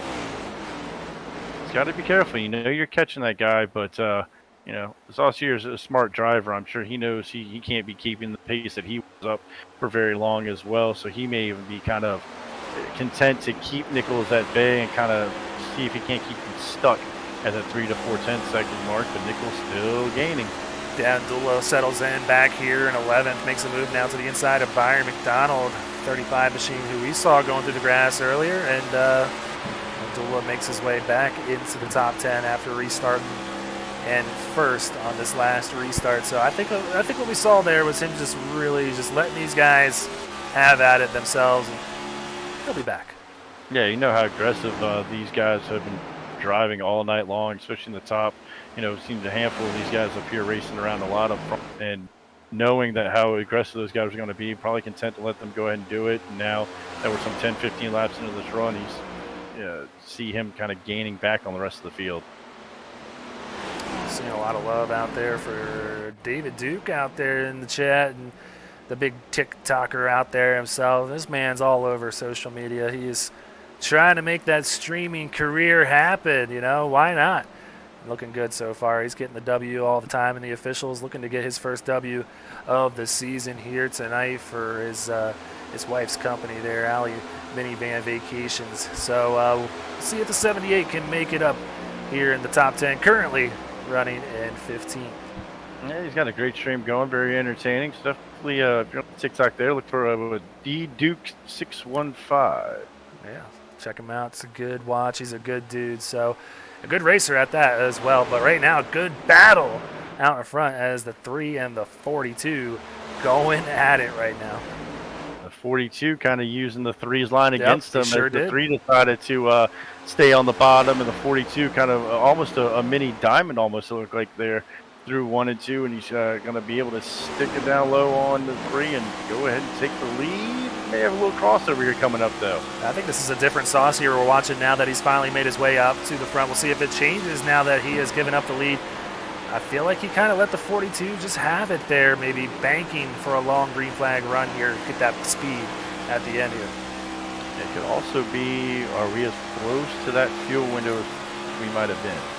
Could he have realized, hey, at the pace I'm running, leading right now, I'm not going to be able to make this just one more stop? He may have decided to back off and go ahead and maybe draft Nichols here a little bit as well. Well, Reese Schaefer gets up to 4th now, passing Michael Politis here cleanly. 17 just quietly making his way up. Could his 50th attempt at a win here in Speed Racing Network happen tonight at Charlotte Motor Speedway? Why not? One of the biggest races we've had here in Speed Racing Network. Why not have Reese come away in victory lane? I'm pulling for him, obviously. He's my pick. Even if he wasn't, I'm still pulling for him, man. He has earned it. He is one of the most dominant drivers in our league, and just yet to get that win. He's won a duel, but has yet to win an official points paying race. Can he get it done? It's got to get by his teammate now, Ed Shearer, just in front of him. It's gonna be like the Chiefs when the get his win every 50 years. It's like the Chiefs win the Super Bowl every 50 years. Sort of thing. Are you taking shots right now? No. I'm taking shots at my own team.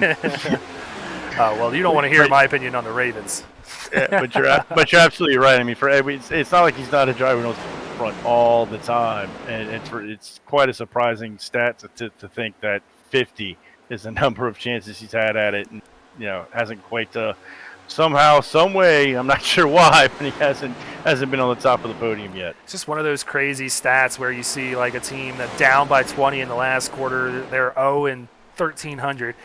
I think tonight we're going to see that one pop up in the W column for the 17. He looks fast here, and he just looks real patient too. So we'll see if that works out. He's got his teammates around him. Schumacher, who's not technically a teammate with him here in the Cup Series, and Shear is one of his tank racing teammates. So not a lot to worry about. It's got Emerson Ardon back there too, just behind Politis. Yeah, being smart, patient, methodically, just kind of, catching these guys in front of him, not pushing it too hard. Knows, watch that telemetry, knows that he's gaining on these guys, the top three here, and it looks like they might even shuffle themselves up a little bit as Ed Shear looks to the inside. Right now, yeah, Dula's making up some spots up to 9th. He's got his teammate Justin Rideout, the captain, just in front of him.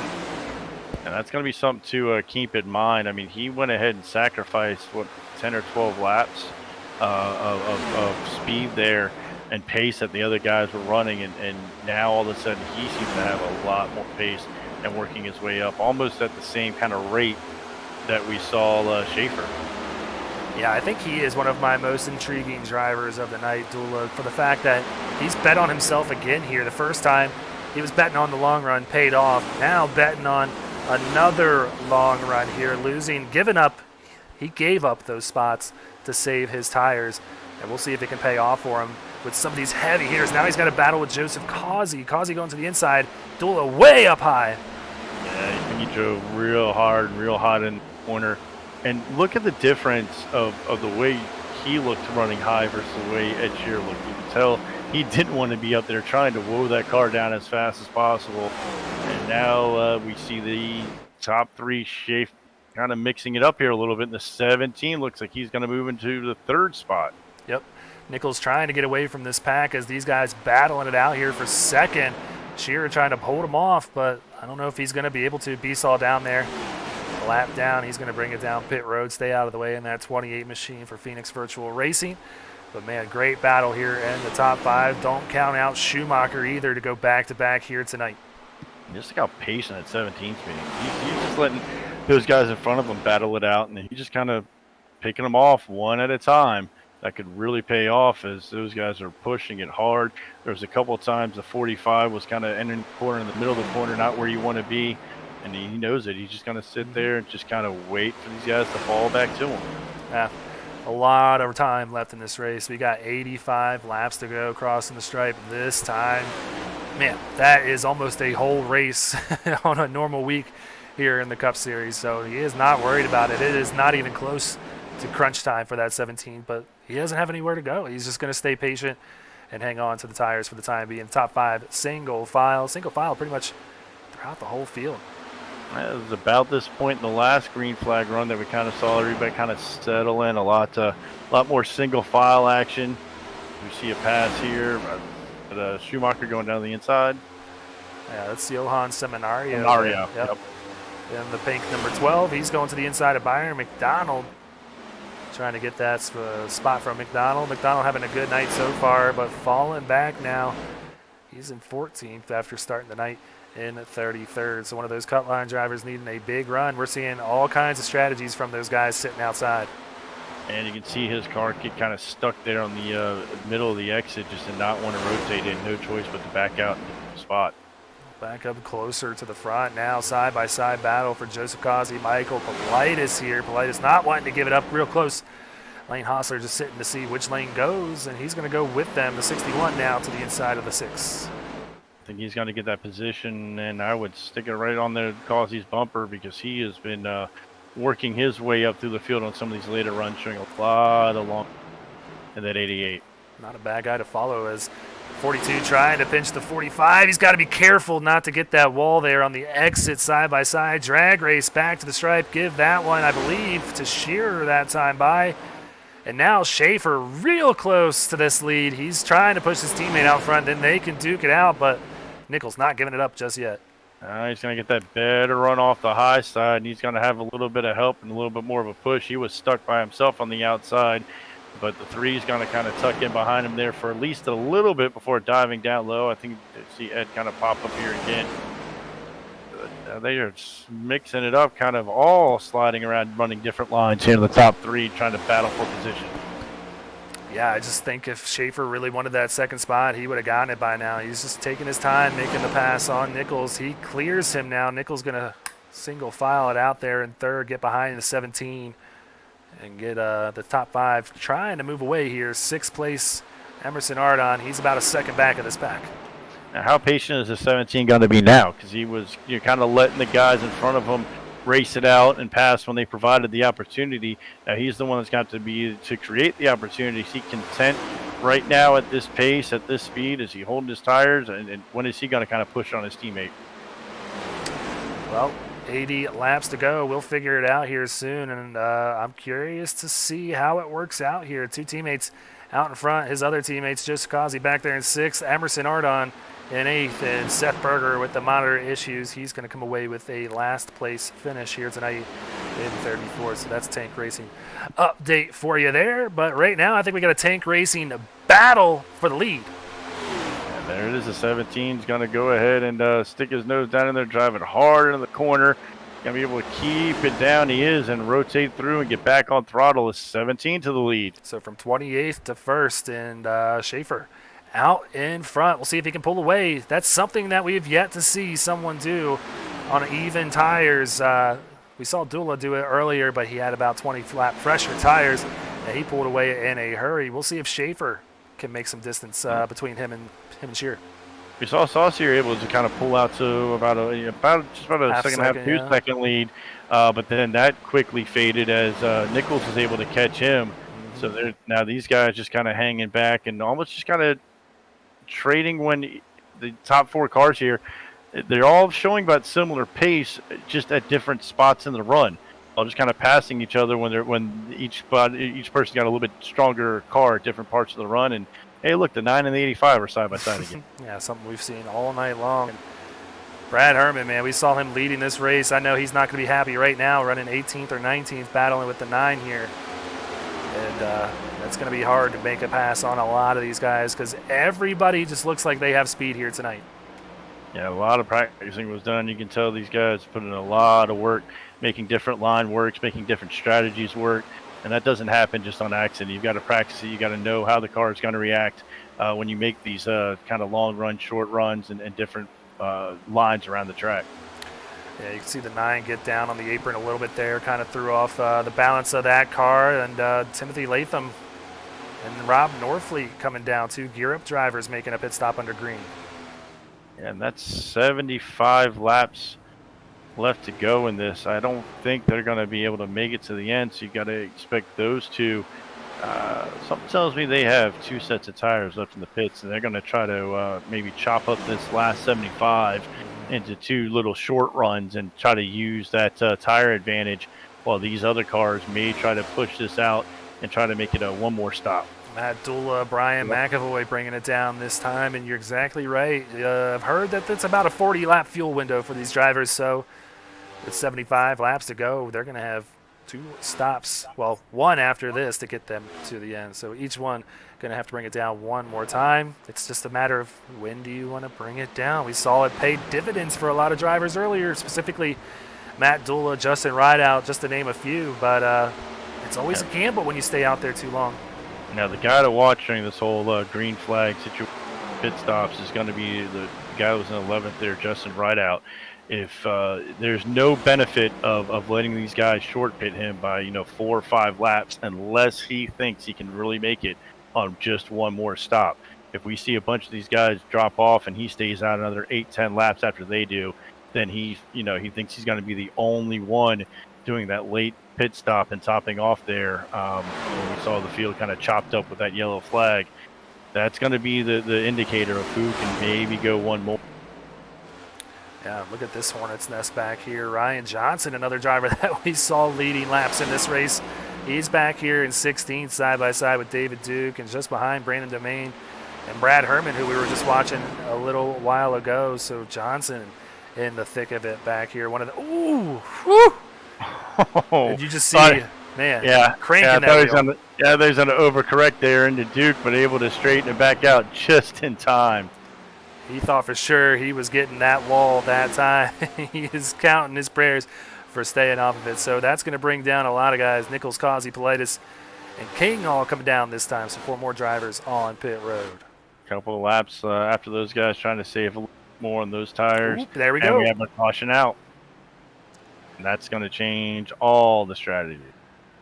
Well, let's see if we can figure out.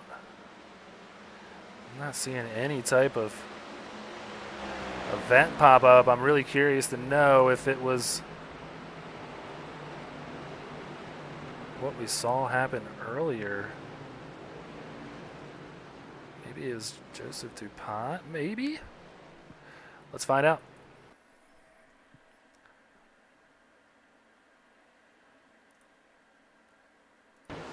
There's DuPont, gets loose, yep, going through the grass.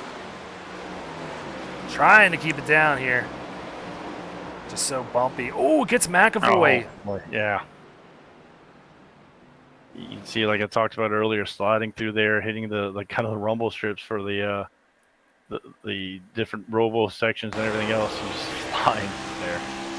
So bumpy, and it's just hard to get it woed up at this point. He just shoots to the right. Oh, and he just almost gets by.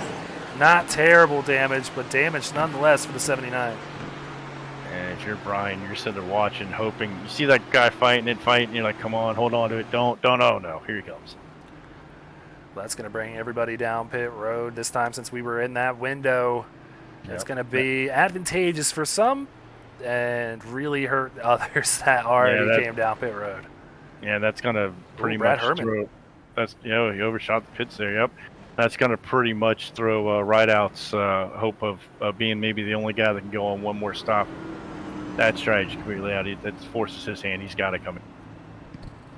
Yeah, so he's going to come out now, and that's going to hand the lead on over to this man, Joseph Causey, I do believe. I'm confused right now because he's the first car behind the pace car, but this man's the first man on that scoring pylon. So we're going to have some wave around cars, it looks like there. Reese Schaefer will be our leader once we go green next time. So we'll step aside one more time and run a quick commercial break. Want to be a part of an established league on iRacing? A league that's competitive, fun, and above all fair? Look no further than Speed Racing Network. Originally known as Mid-South Madness, SRN has evolved into a league that can bring the best out in any given driver. Drivers work their way up through the ranks to hopefully one day call themselves a champion of Speed Racing Network. If you're interested in joining, don't hesitate to reach out to league admins to claim your spot today. Maybe you'll end up in the history books. If you're interested in becoming a sponsor in Speed Racing Network, feel free to head over to www.speedracingnetwork.com and reach out to an admin today. And as always, remember to go faster.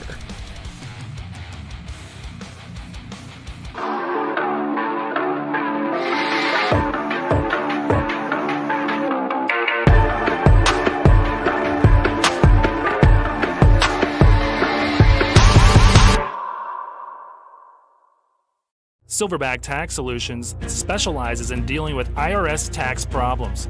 If you are receiving threatening letters from the IRS, or if the IRS has placed liens or levies on your property, Silverback Tax Solutions can help you find relief.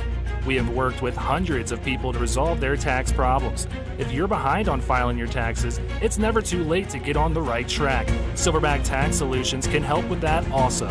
Don't let another night go by where you lose sleep worrying about the IRS or your taxes. Head over to www.silverbacktacks.com or call 662-996-4357 and contact an enrolled agent today. We can help you gain peace of mind and deal with those problems for you.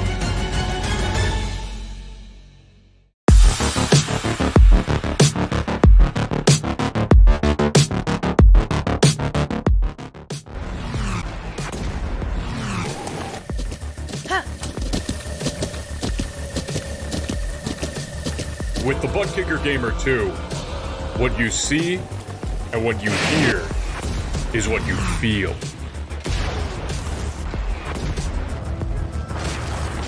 Buttkicker, the future is feeling.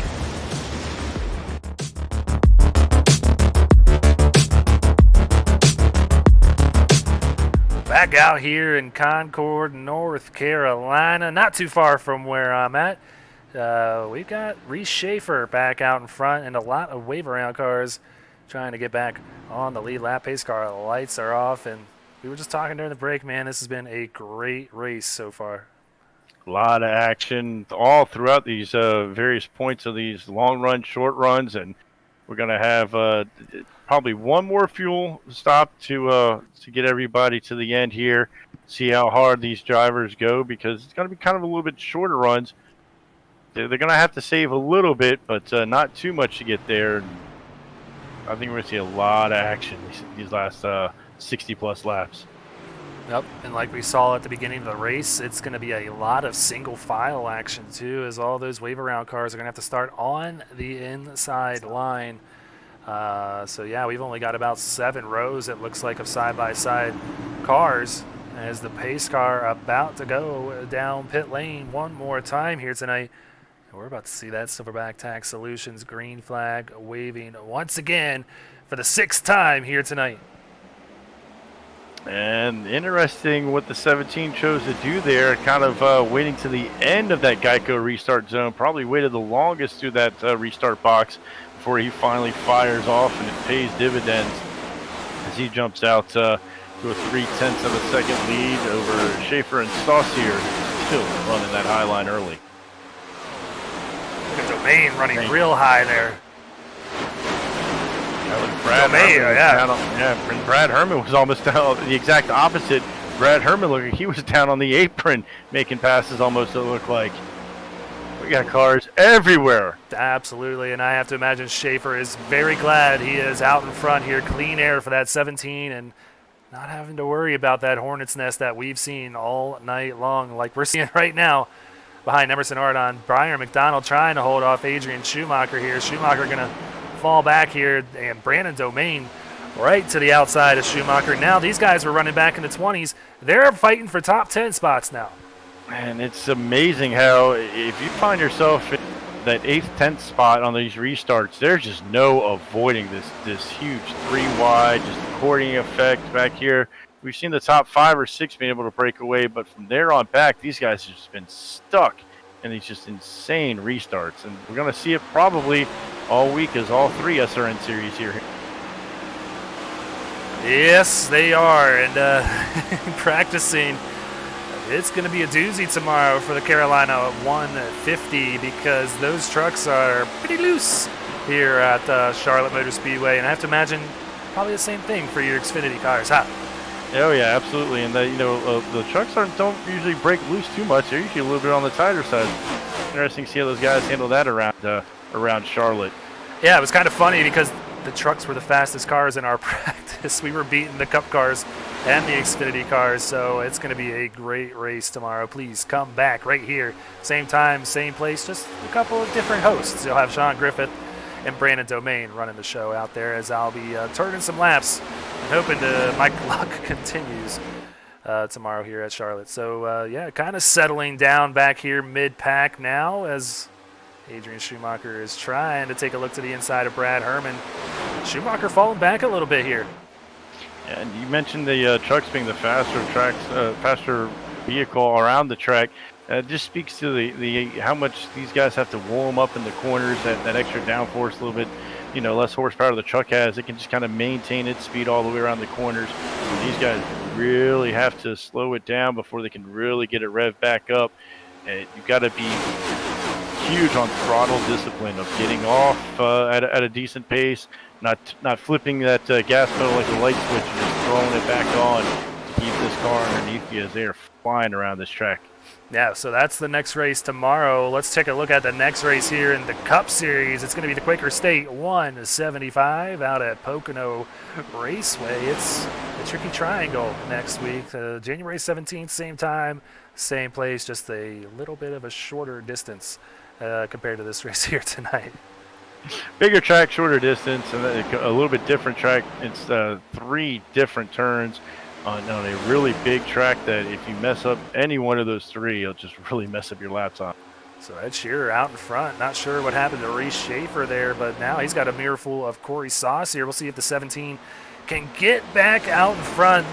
and not be a bridesmaid once again. Man, he's got so many second place finishes. It's quite astonishing. It's almost Kyle Larson-esque before he started ripping off wins with Hendrick Motorsports. That's all it takes is that one, and then you kind of get the monkey off your back, and you're ready to go. 6 caution is out. Trying to see who it is. Is it Blair Holloman potentially? Oh, and the 42 of Nichols right there. He's not. Oh, and look at that rear tire is just locked up. Big damage for the 42. Well, let's take a look at the admin box rec replay here. Gonna have to rewind it a little bit, but looking like it's the 88 and the 42 both involved.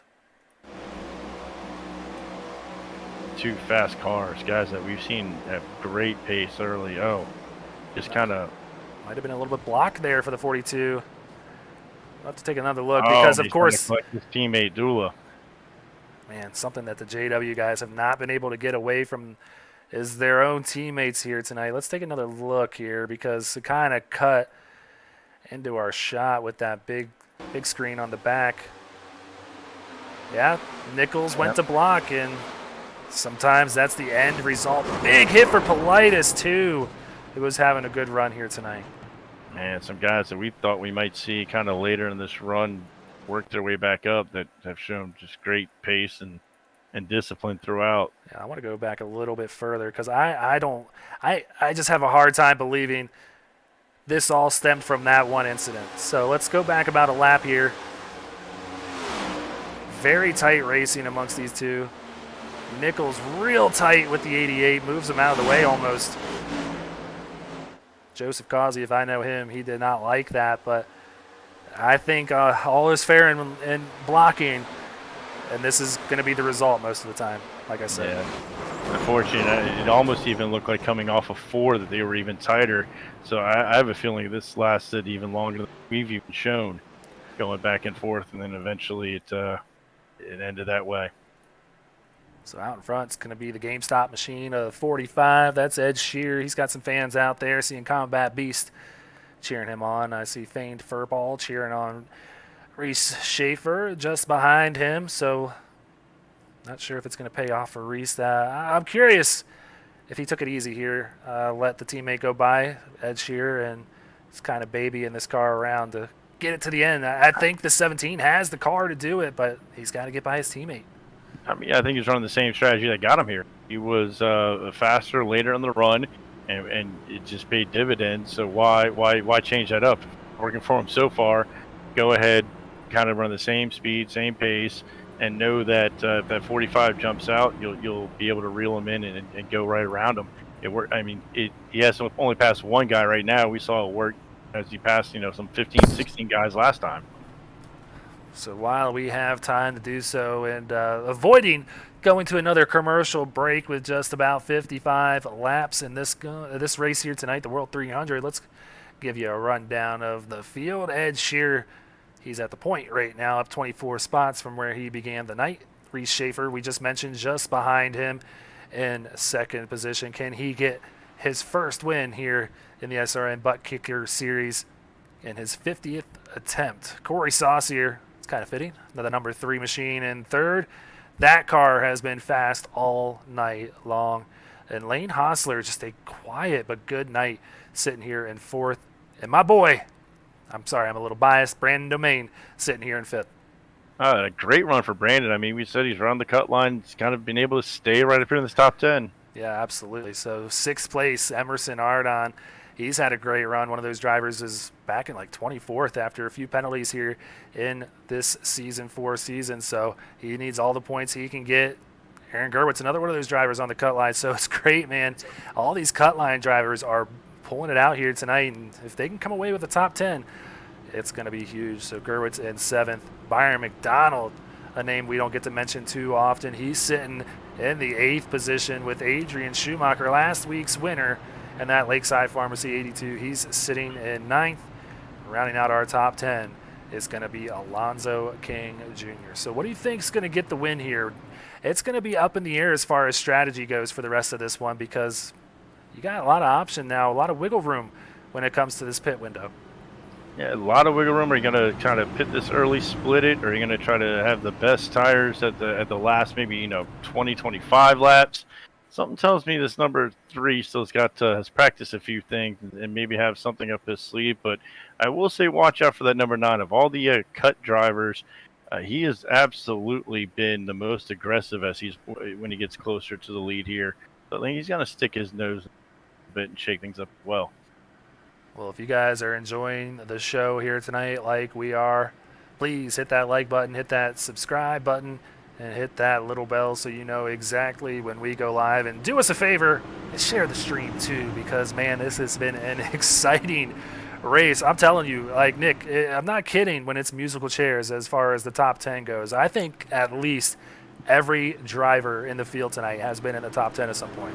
And even when they get the lead, they can't seem to hold for more than 5 or 10 laps. Somebody's going to take it. Then 5 or 10 laps later, you have somebody else, and it's not like they're stuck, running single file behind them. They are shaking it up all throughout the field all night long. Well, that's Silverback Tax Solutions green flag back out here once again for the World 300 in Charlotte Motor Speedway, with Ed Shearer getting a good start. Reese Schaefer, though, side by side entering turn 1. That is the best restart we've seen the outside line get all night. He's going to have a little bit more momentum coming down the backstretch. It's only a matter of whether he wants to tuck in line or make a move. He's going to be content to tuck in line at this point. Yeah, so top 4, single file. I jumped the gun. Emerson Ardon to the outside of Brandon Domain. That's our first side-by-side battle. Ardon gets the spot. Brandon Domain is back to 6 now in front of his teammate Aaron Gerwitz. So that's a big position picked up there for Ardon, as Brandon Domain is that driver sitting on the bubble right now. He needs to pick up some points on that 20. So move Emerson on up to 5th. And that 9's looking at that 20 because he's sitting there right there near that cut line as well. So he's going to try to do everything he can. As Brandon has got a big mirror of cars all around, 3 wide. Wow! Latham almost looked like he wanted to make it 4 wide. Just wasn't enough track. This is where we saw it get real close earlier. Now look at King. Look at King stuck in the middle, bouncing in between those guys. Ooh, be like careful. A pinball. He's stuck on him right there. He gets out of it. Brad Herman's going to take the spot. King's got to be careful not to come down too much there. They sort it out now side by side with the other pink car in the field. They're not teammates, but they look darn like it out here as they are matching each other's speed right now. Great side-by-side battle here for 10th. Yeah, great job for all those guys keeping it under control. King, when he backed out of there, the car can over-rotate, kind of come down too quick. Did a good job keeping it straight. And you can imagine what all those guys behind them were thinking. They had to be thinking that was the big one. Those guys all able to settle it out. Still side-by-side hard racing. Well, Adrian Schumacher, I believe he restarted in the top 10. He's back in 13th now with nowhere to go.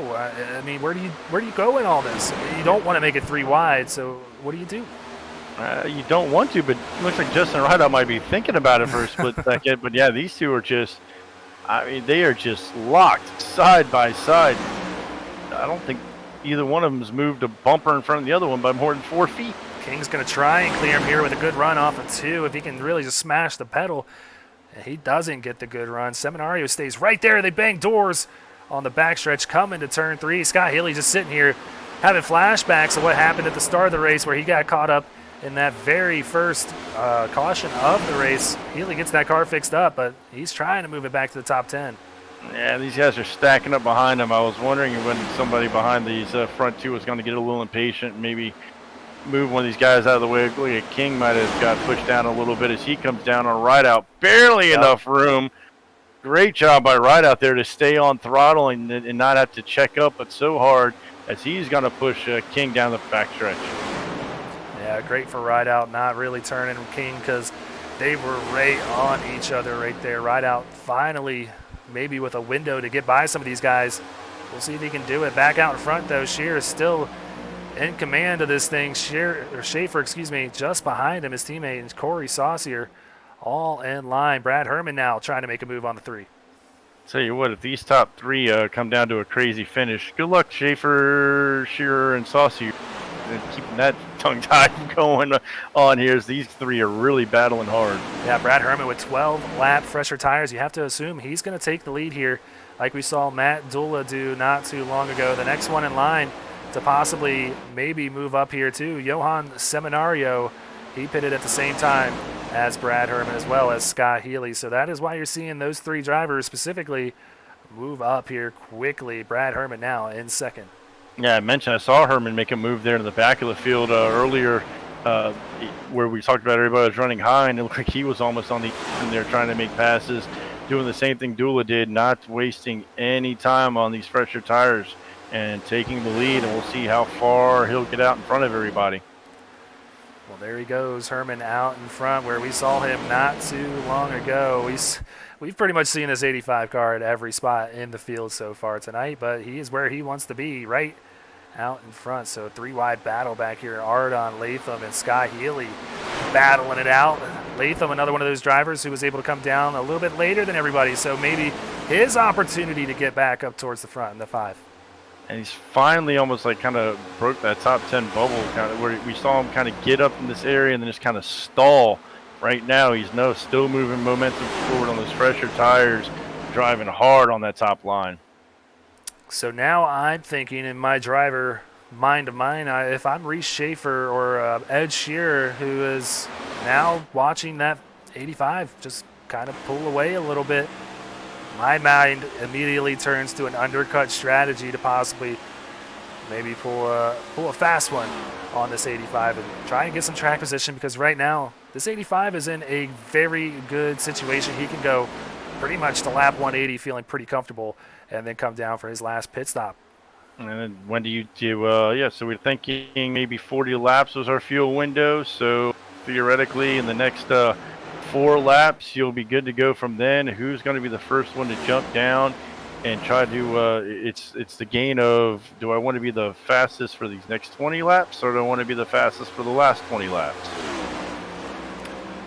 That's a decision that you are going to have to make with you and your crew chief. Schaefer back to 6 now as all these drivers with those fresher tires are going on by. I think you're right. I think Herman, Seminario, and Latham are going to force their hand. I mean, you can't let, it doesn't matter if you're faster at the last 20. These guys are getting this big of a lead. You're not going to make it up that fast. Yep. You kind of have to undercut them now to get that advantage back and try to build as big a lead as you can, hopefully, and not get stuck under a yellow flag condition to be a lap down, because that would really just end your night. But yeah, Shearer back to 5th, Schaefer back to 6th, all the top 4 on those fresher tires. So changed the game quite a bit here. And you definitely, I was thinking the exact same thing you were there. Of the last 2 times we've seen people, be the first group into the pits, they've gotten caught in a bad situation with a caution. Yeah, it's kind of just pit stops have breeded cautions with how these cold tires are reacting out here tonight. So we'll see if that continues, because we've seen a few green flag stops here this evening. So right now the 61, 78 of David Duke battling. David Duke has those fresher tires as well, so that's 78 with a little bit of an advantage. I have to imagine we'll see that 78 in 5th before too long. And then once Herman, Seminario catches Herman and Healy, how hard are these guys going to run in the top 5? Are they going to look to mix it up, or are they do they know that they've kind of got the rest of this field in a really bad spot? If they can kind of keep and roll along and build their top lead, and here comes Justin right out to the outside. Yep. Another one with those fresher tires here, so not many more left behind him. You got Scott Kalal, who's in 10th place right now, and Robert Nortfleet back in 13th, and then the last one's going to be Ryan Johnson back in 17th. So those are the guys that came down that last time under caution with those little bit better tires and a little bit of a better situation out there. Right now, though, a battle for the lead, Johan Seminario and Brad Herman.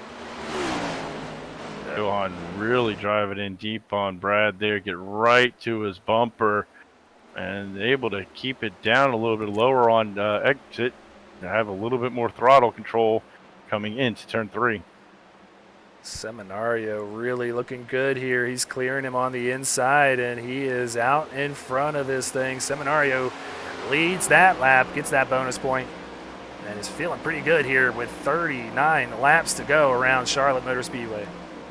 He's feeling really good because he had a little bit more of a competition to kind of fight his way through to get back up here than Herman did, and it doesn't seem like it really cost him that much at all, as he's already put 2 tenths, now 3 tenths on Herman. I wonder if it's a culprit of how quickly Herman got up to the front, ran it a lot harder than Seminario did. Seminario just took his spots where he got him and eventually got up to the 85 and is pulling away from the 85.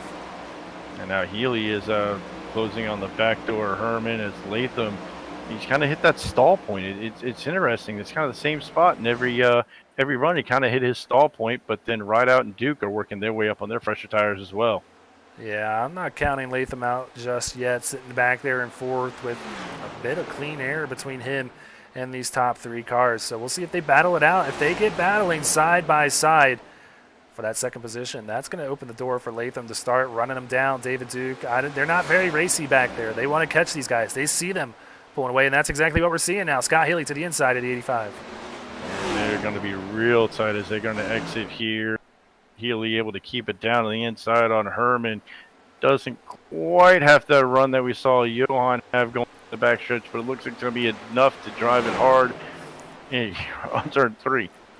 And Latham has got to be super annoyed right now. These guys finally go side by side, stay side by side, and then he gets passed by David Duke, who takes him side by side. So, hey, that's part of the game here. David Duke taking advantage of that opportunity, and Scott Healy putting 2 Yellow Stripe Motorsports cars out in front. A great night for this team. This rookie team who's had a struggle of a season here in the team standings, looking to get a win, a big win here in one of the longest races of the season. Yeah, and I think I saw Duke bring Rideout along with them around Latham as well, so put Rideout now in the top 5. And you saw various strategies really working out well for some of these drivers. It seems like, some of these guys have made the right decisions just all night long. Rideout going to the outside of Timothy Latham now. Rideout looking for his first top 5 of the season, and that 40 really pinching the 5 down there, but staying off of him and keeping it clean here as they go for a drag race down this back straightaway. And you saw Duke was able to kind of make a little bit quicker work of Latham, and he's able to pull out a little bit, and Rideout's kind of struggling on that outside. Yep. Those guys don't want to be fighting too long because they're going to keep losing spots, those top 3. And we see now here the 3, the 17. Yeah, these guys, yep. they were not going to let them able to run out too much longer. Yeah, you can't let them get too far away. It's not what you kind of have to call an audible like you do in football sometimes.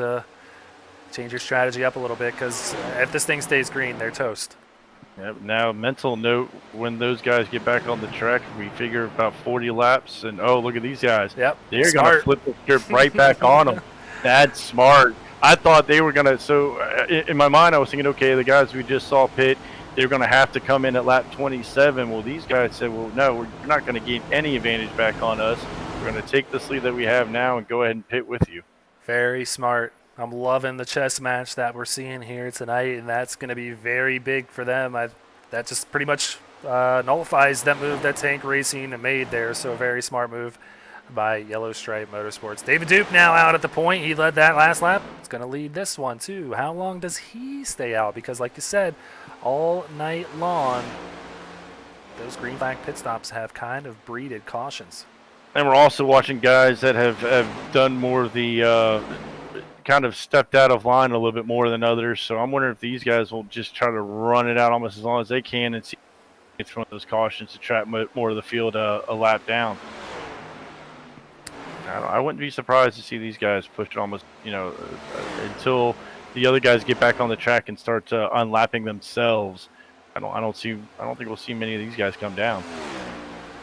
Look, if I'm in David Duke's, cockpit right now, strapped in there, as a driver that's not made every race here this season, and is really not contending for a championship or a playoff spot in regards to qualifying for it the old-fashioned way, I'm staying out there, man, until this thing runs out of fuel. He's got nothing to lose in that 78. Yeah, just like in real life, you get more fans and more subscribers when you're running out. So, keep those TikTok fans happy. Absolutely, man. And a good-looking car.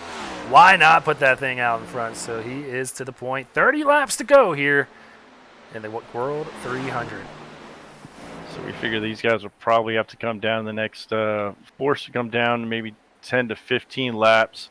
They're going to be a caution before then, as they know these guys are going to be racing hard, warming up these tires. They're going 3 wide, just diving all around. Couple of packs here. These guys 5, these 5, and then the 5 in front of them are all shaking up, dicing around as well.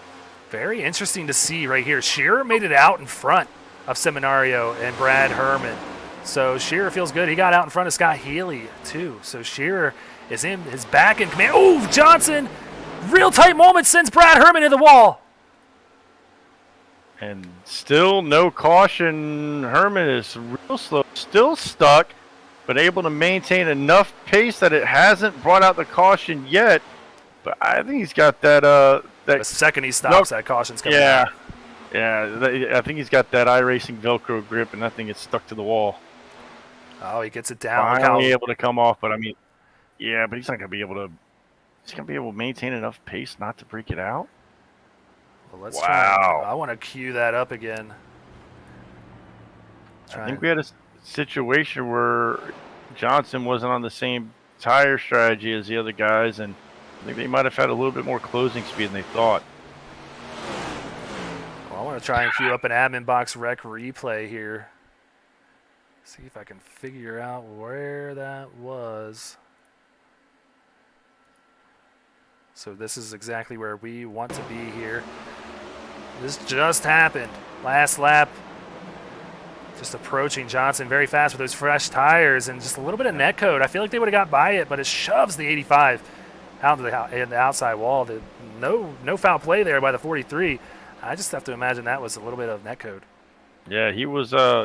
He maintained his line. He knew he couldn't stick it down on the bottom without washing up on those guys. Tried to pick a line that he could hold. One went high, one low, and unfortunately for Herman, yeah, it looked like a case of maybe net code. Well, that's big news for Ed Shearer, who just went by our leader, David Duke, and Johan Seminario as well. They both get their lap back the old-fashioned way. They're not going to have to worry about a caution coming out. And David Duke, or excuse me, Joseph Causey bringing it down. He's going to be the only one on pit road this time by. Yeah, I think for now, if you're Duke, you're almost forced to come in. You can't hang out here much longer, as more and more of these guys are going to lap themselves. He's gonna be watching. He's gonna be watching this replay, going, "Why and how did that caution not come out?" Yeah, that would have been huge. That would have been huge for him. But like I said, man, nothing to lose here, really. No. For the 78. I mean, yeah, you want to win this race. But there it goes. 7th caution of the night. So that's going to allow. It doesn't have Joseph as Causey. many guys down in the field. Oh, Causey. I think we're going to see that bump. Yeah, I was about to say, we just saw him come to the pits. Did he do the same thing? Let's check out the admin box rec replay to find out. I think he did. And right now. He's a little bit. That a was little bit farther. A little bit farther down the track, but still. I don't even think there was goes a around bump on. there. That was just kind of the difference in the angle there. I feel like he was kind of riding on the middle part of that apron. Let's see again. Difference in the banking caused it to loop around. Kind of flirt. Yeah, he's kind of flirting with that. And that's exactly what it was. He's kind of flirting with that seam a little bit.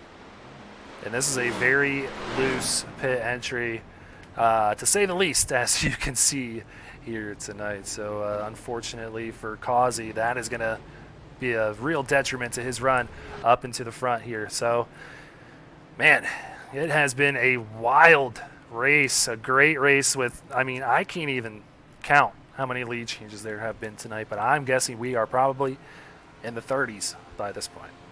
Absolutely. I mean, it started wild with our crazy green flag start, and the chaos has continued all the way through with some great racing all the way through as well. So Johan Seminario, he is coming out in front here. Man, and him and his teammate left on an island. Those two, Seminario and Healy, the only drivers to not come down pit road here. Yeah, but they were in just 10 laps ago, but we saw those 12. They Yeah. had 12 laps on everybody, and they flew by. So it's going to be real interesting here. Man, this is going to get real dicey as these guys are going to catch them, try to make quick work. We're going to have a little bit more blocking. We saw earlier what blocking can lead to. There's a lot left to go here. Well, we're going to step aside one more time with 23 laps to go, run a quick commercial break, and come right back with another restart. Silverback Tax Solutions specializes in dealing with IRS tax problems. If you are receiving threatening letters from the IRS, or if the IRS has placed liens or levies on your property, Silverback Tax Solutions can help you find relief. We have worked with hundreds of people to resolve their tax problems. If you're behind on filing your taxes, it's never too late to get on the right track. Silverback Tax Solutions can help with that also. Don't let another night go by where you lose sleep worrying about the IRS or your taxes. Head over to www.silverbacttax.com or call 662-996-4357 and contact an enrolled agent today. We can help you gain peace of mind and deal with those problems for you.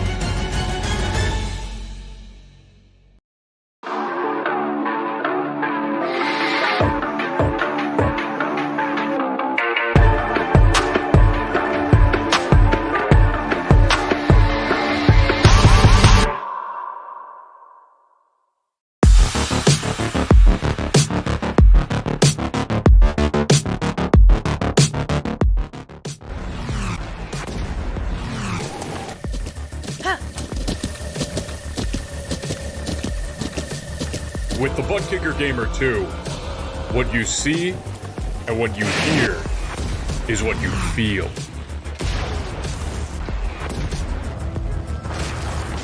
Buttkicker, the future is feeling.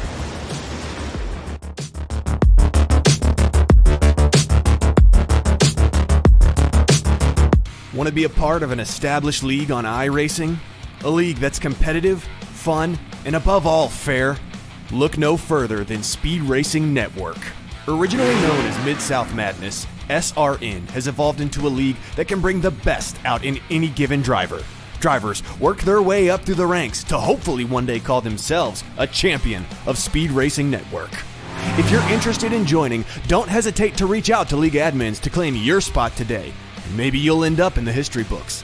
If you're interested in becoming a sponsor in Speed Racing Network, feel free to head over to www.speedracingnetwork.com and reach out to an admin today. And as always, remember to go faster. Well, back out here at Charlotte Motor Speedway, Johan Seminario is going to be our leader once we get this thing kicked off with 20 laps to go. Scott Healy is going to be there in second. What a comeback for him. Lane Hostler third, David Duke in fourth, with Blair Holloman sitting there in fifth. So, man, left out on an island. This was the position that these two up front were in not too long ago, and now they are kind of role reversed here. They're going to be some heavy defending with 20 laps to go, and I just think they're going to be sitting ducks. Even though it's 10-lap difference on the tires, that's a big difference here at Charlotte Motor Speedway. Yeah, we've seen that almost a second difference on the times they go around, and heavy defending. Let's see who's going to be able to get around these guys. If any of these guys behind them are able to make quick work, they can maybe use them as a blocker for these last 20 laps as well. Not that, Johan and Healy are not going to give it up easy either. Well, 180 laps in the books. 20 more laps to go as that Silverback Tax Solutions green flag waves again here tonight, and side by side heading into one between the teammates. Yeah, those guys don't want to be side by side long. They're going to be able to on those tires until the other fresher tires warm up a little bit. They're going to be able to slide around. They're sliding right back there. Saucier gets tagged to the wall. And apologies if you hear a vacuum. I think my girlfriend is vacuuming downstairs, so apologies for that if you hear that. But great run here for Johan as he comes around and has about 2 car lengths over his teammate Scott Healy. Side by side for Lane Hostler and Rob Norfleet, though, further on back. They sort it out. Rob takes fourth. And these guys up front are doing what they need to do, kind of get out in front of these guys as fast as they can. They were smart, didn't race each other too hard. Hopefully these guys behind them will battle out a little bit more before they get to them, but you can start to see these tire difference take effect now as Latham looks to the inside. Yeah, Latham trying to get by Saucier. These two have been very fast all night long. Just different stories for both drivers here in the World 300, but Saucier doesn't want to give it up. 8th place battle right here. This is the freshest tire on the track. David Duke right on the bumper of the 64 of Scott Healy. He's pushing it hard. I'm surprised he's not pushing a little bit harder to get around. Almost seems a little bit they're going to drive it deep into there. Wow. And there's a big tire difference there. see how much further he's able to carry that speed and momentum into the corner, especially in 3 and 4. Now he's going to stay down low. Yeah, I'm shocked he's not using the high line. Yeah, he can't. That's what I was saying. He's got such a gap to the guys behind him that are, 2 by 2. Get around these front 2 as fast as you can and try to use them as a blocker, because eventually those guys are going to sort it out behind him, and then he's going to have to fight with them as well. Yeah, that's killing his momentum, just riding behind the 64. He can really send it into these turns and get into the gas quicker than them, but that's just killing his run. I'm shocked he doesn't want to use the outside. Maybe he just hasn't seen it as much up here since he, almost got it to the 64. Almost. Yeah, I mean, Healy's doing a great job blocking as long as he can, keeping that car down as close as he can on the apron, pinching him off. And I think Duke make a move a little bit quicker here to really take advantage of this situation. Yeah, sends it in there, but a little bit too deep again. He just can't really hold that speed here. Scott Healy, though, is doing a great job on that outside line of holding off these fresher tires for his teammate Johan Seminario. 15 laps to go if they can hold on to win this thing. And look at the pileup this is causing. We're back to that situation we saw before where do you go? Got 2 guys stuck side by side. Oh. The laps are ticking away, and the patience is also going to start ticking away. That was Healy that was sideways, Duke, straightens it out. Yeah, Healy and Duke. So and that's enough. And no caution again. We got a car sideways on the track. So I'm trying to see where that happened on my list of events here. Go back out front. I'll try and find that for you guys. In the meantime, that's going to put Seminario way out. And he's just looking back there hoping guys just stay too wide. I want to see 2 or 3 cars side by side in that rearview mirror, not one by one. So real quickly, I wonder if this is it right here. These 2 side by side coming out of turns 2 and 3 on the backstretch. Yeah, slides up, gets into the wall. Yeah, you saw Duke catch the apron there, and that just shot him up. And just, man, great job of avoiding that by everybody. And you see Norfleet, and I think that was Shearer making contact, and both able to correct him and keep the momentum up and battle for this win is number 3 running the high side again. So the 45 now with the freshest tires here up front. The 45 of Ed Shearer. Can he get to Johan Seminario, or can Johan get his first win of the season? 12 laps to go for the 12 car. Unfortunately, you look at the big difference they have in the middle of the turn and corner exit there. That car is getting real big in Johan's rear view. Not sure there's much you can do about it. He really can't block but so much. If I'm the 12 right now, I'm holding on to that high line. I'm not letting Shearer have that for a minute, but it doesn't look like he wants to race that way. He wants that bottom line for the 12. And just as I say that, there he goes, defending that high line. See if he can make that 45 pass him on the inside here. Yeah, he's got to keep him pinched down as best as he can to not let him get that run off. Look how low Johan exits the corner. Does a great job there, but Shearer is able to stick that nose out front, and he's going to get clear, and the 3 is actually going to make a pass on the low side. Schaefer not wanting to waste time. He was up here battling with his teammate. He wants to get by this pack of cars, but he's stuck. He can't go anywhere. And Norfleet's going to go to the inside, make it 3 wide into 1. Ooh, Saucier gets out of there. Reese with a great run on the outside. Johan stuck in the middle. And look at the run the 17 has coming off that backstretch, flying down past Norfleet into second, and he is 3/10 away from his first victory. And he does not want to finish second again. He is running the wheels off this 17, and he is catching his teammate. 9 laps to go in the World 300, 3/10 separating our leaders. No reason to save anything now. We're going to see these guys driving hard in these corners, making it stick as long as they can. And the 17 looks to be just a little bit faster. Takes a 10th off that corner. Oh, my goodness. He is chipping the time away here in a hurry. Shearer seeing that black car get bigger and bigger. Schaefer loving it, playing the role of the intimidator in the black car here tonight under the lights. And it looks fast. 8 laps to go. Look at him moving around that rearview mirror, half a car low, half a car high, giving the 45 a lot to think about, trying to make him blow that corner entry. But so far, the 45 able to get through there clean, and the 17's not going to have as much momentum coming off that backstretch as he did last time. But look out, here comes Norfleet. Got to be careful now for the 17 not to get in a side-by-side battle with Norfleet. You will lose touch here with the leader, and that will make everything a lot harder for the 17. He's got a great run off of 4 here. He's going to go side-by-side with his teammate heading into 1. We're going to be 2 by 2 for the front 4 spots, and now Saucier is around Seminari. He likes seeing those 2 guys side by side as he's going to try to race his way up to make this a 5-car battle for the lead right now. The front 4 under a blanket.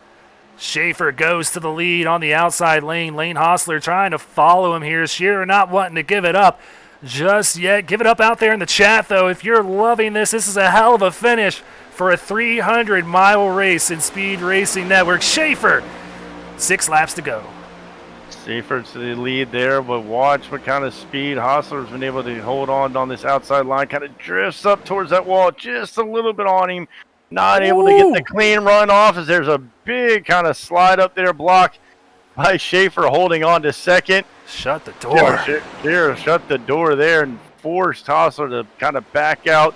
Norfleet also as well, as these guys just can't find a way around the 45 to challenge the 17. Oh, man. Lane going through the grass. He's going to make it work. The pass in the grass for the 61 here. Lane goes to second. Can he get the pass and clear the 45? He does. He moves to second. He's going to be cleared now. He's got 5 laps to work on the 17. Seems to be just a little bit fast. It's crazy. As soon as we see somebody get to the lead, the next guy to fall into second just always seems to be just a little bit faster than the guy in the lead. Yeah, you know that's not what you want if you're Reese Schaefer. You kind of had your teammate back there in second. Not going to matter now. Lane in second place with 4 laps to go. Can Reese Schaefer get it done on his 50th attempt here in the SRN Buttkicker Cup Series? Winless in all 49 prior attempts. Can he get it done? And if you're a Hostler, you know you're going to have to be super aggressive in this situation. You know that the 17's got to do everything he can to stay out in front. You're going to have to come up with something real creative, real aggressive, clean but aggressive to kind of get around this 17. He's going to make that car real wide this last 4 laps. Now 3. Luckily for Reese, you don't have to worry about him racing you too dirty. Lane, one of the cleaner drivers here. This is going to be an exciting finish here. 3 laps to go, and he is on the bumper here of Reese Schaefer. Reese going to have to really protect. Oh, big run off that corner coming out of 2, now into 3. It's almost like Lane just kind of stalking. Doesn't want to make the move too soon to create a crossover situation where the 17 might be able to go around him. He is just stalking him now. 2 to go. 2 laps to go. I think we're going to have 2 cars side by side for the win here. For the World 300, if this thing stays green, it's a 2-car race. Reese Schaefer, Lane Hostler exiting turn 2 here. And that time, Hostler not getting the run on the Reese that he was able to last time. So is he trying to sit back and time the run here like you see going into 3 and 4? Looks to be a little bit faster. Yeah, he's tight. He's pushing up. He might not have enough for him. 1 lap to go. Reese Schaefer, can he get it done for the 17 Machine of Tank Racing? And that 61 knows he's tight, so he's going to try to make this a little bit larger arc end, a little bit later apex, so we can get on throttle a little bit sooner, a little bit longer than the 17. And he does. Pushes down the inside, outside, into the wall. Where does Reese Schaefer go? He gives up the high line to Lane Hostler. Can he protect enough? Coming off a turn 4, checker flag is out, and Reese Schaefer finally gets it done. He's a winner here at Speed Racing Network. Better late than never. Great run by the 17 there. The 61 definitely gave him everything he could. You mentioned kind of got those front tires hot and had one last final shot at him. Man, I am super pumped for Reese. It's just, I know it can just dwell on a driver's mindset, just coming in second, and he saw that 61 behind him the whole time and stuck to his guns, ran a great race, and this is going to be a very, very fun celebration. Imagine a big celebration and a big shot to the rest of the big kind of notice to the rest of the SRN Xfinity or Cup guys here. It's been a long race. Saying, hey, you know what? I got this checkered flag now, and get that off his back and see that could be really the straw that breaks the camel's back, and all of a sudden he's going to break off a few wins. What a shot right here. The fireworks shooting off in the background. And he is just burning this car for all it's got left here. It did him good for the Healthcare Billing Incorporated 17 machine. And in his 50th attempt, Reese Schaefer gets his win. So, man, I cannot wait to talk to him. So let's head on up to our blimp and finalize this race. What a long one here tonight. 2 hours and 20 minutes. But we got it done, Nick. And you know what? I was kind of dreading this long night, but it was a hell of a race. Reese Schaefer comes home with the win.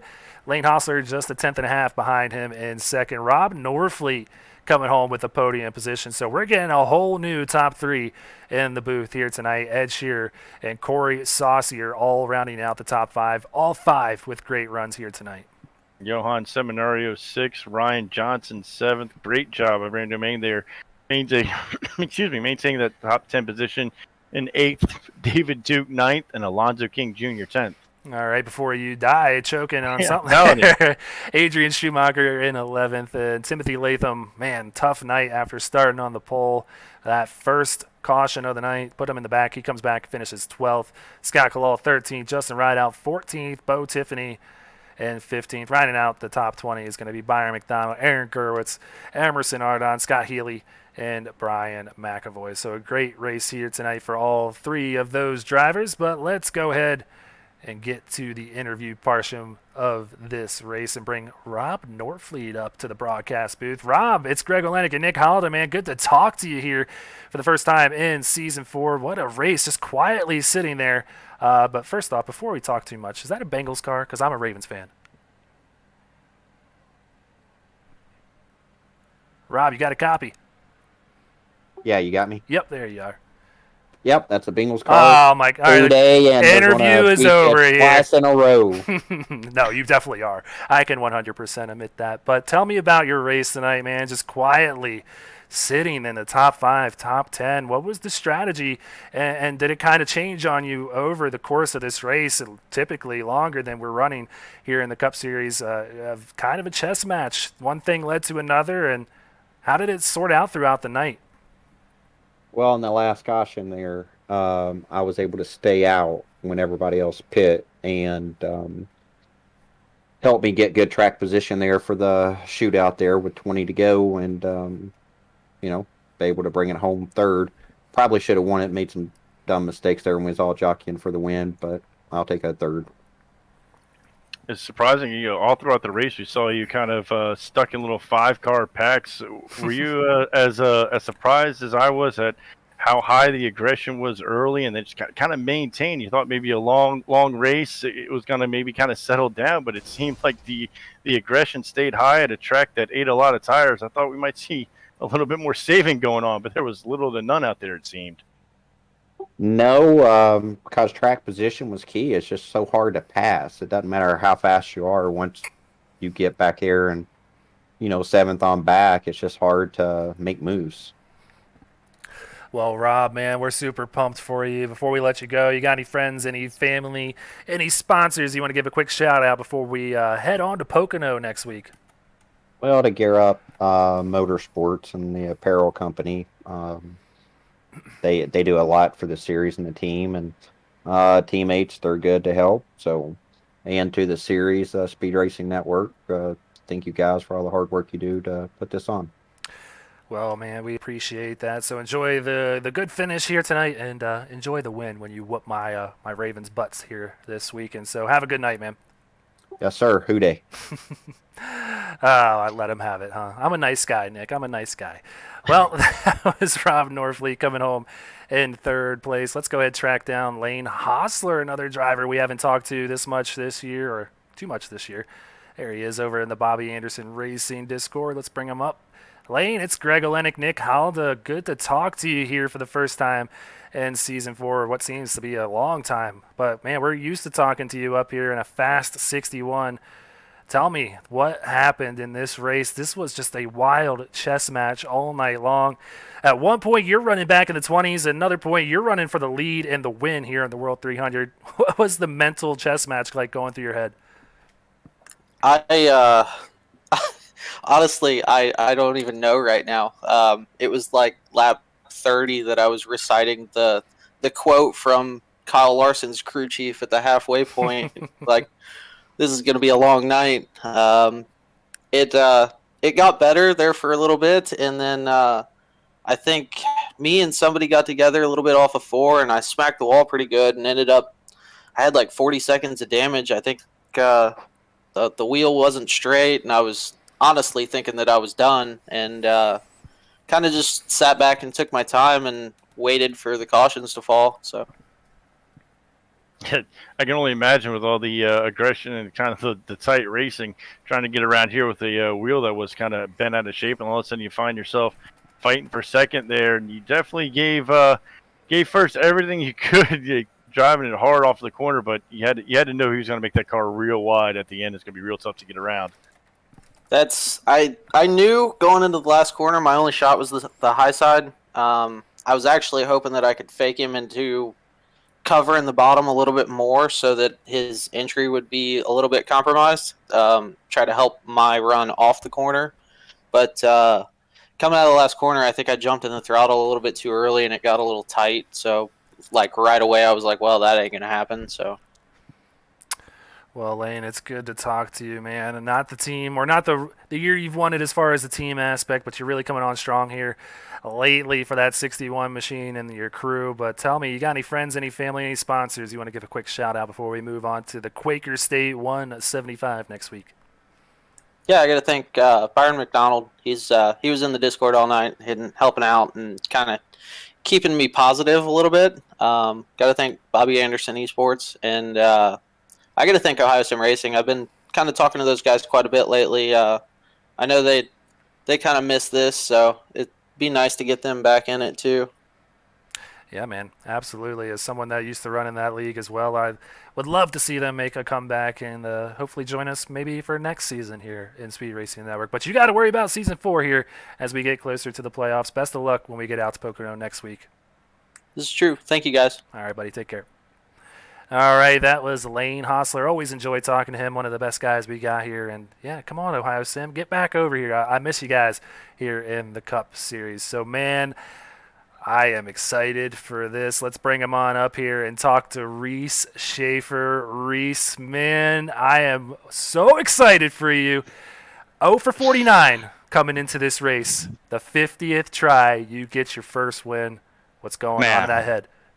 Dude, I honestly, I was pitching myself out of the race. I can't believe what's happened. I'm not gonna lie, that was insane. Oh my god, that's gotta be one of the most wild SRN races I've ever been in. Like that, like from stopping before the start finish line, and then I missed like 2 other wrecks, and I was back in like the 30s, and then all of a sudden there was we had like 3 or 4 cautions during pit cycles, and I got the lucky end of the draw on all of them, and oh my god, at the end we take tires and it's like, oh my god, we have a chance to win this thing. And so I knew how aggressive everyone was being like all race, and you could tell like that's what we were as a team we were trying to do, is really save but stay in 5th gear. And I knew when we restarted, we had like 15-20 to go or something like that, and I knew like the tire fall off is insane on these things, so I tried to save. I was really easy trying to just like pick people off best I could, and a lot of people were throwing it down to 4th, and that's I think honestly that's kind of why I was able to get out of the front there at the end, because I had a little bit left in the tire than everyone else. And man, shout out to Hosler, you put up a good battle. But man, that was absolutely I can't believe what happened. That's insane. I mean, that was a great job staying kind of cool, calm under pressure. We saw you work your way up to the field, and you were passing guys, but it was almost like you were letting the 2 guys in front of you battle, and then when it presented itself, you kind of let them move out of the way and not really burning up your stuff. And that's what we saw you do, whether you're coming up from 17 cars back or from just 2 cars back.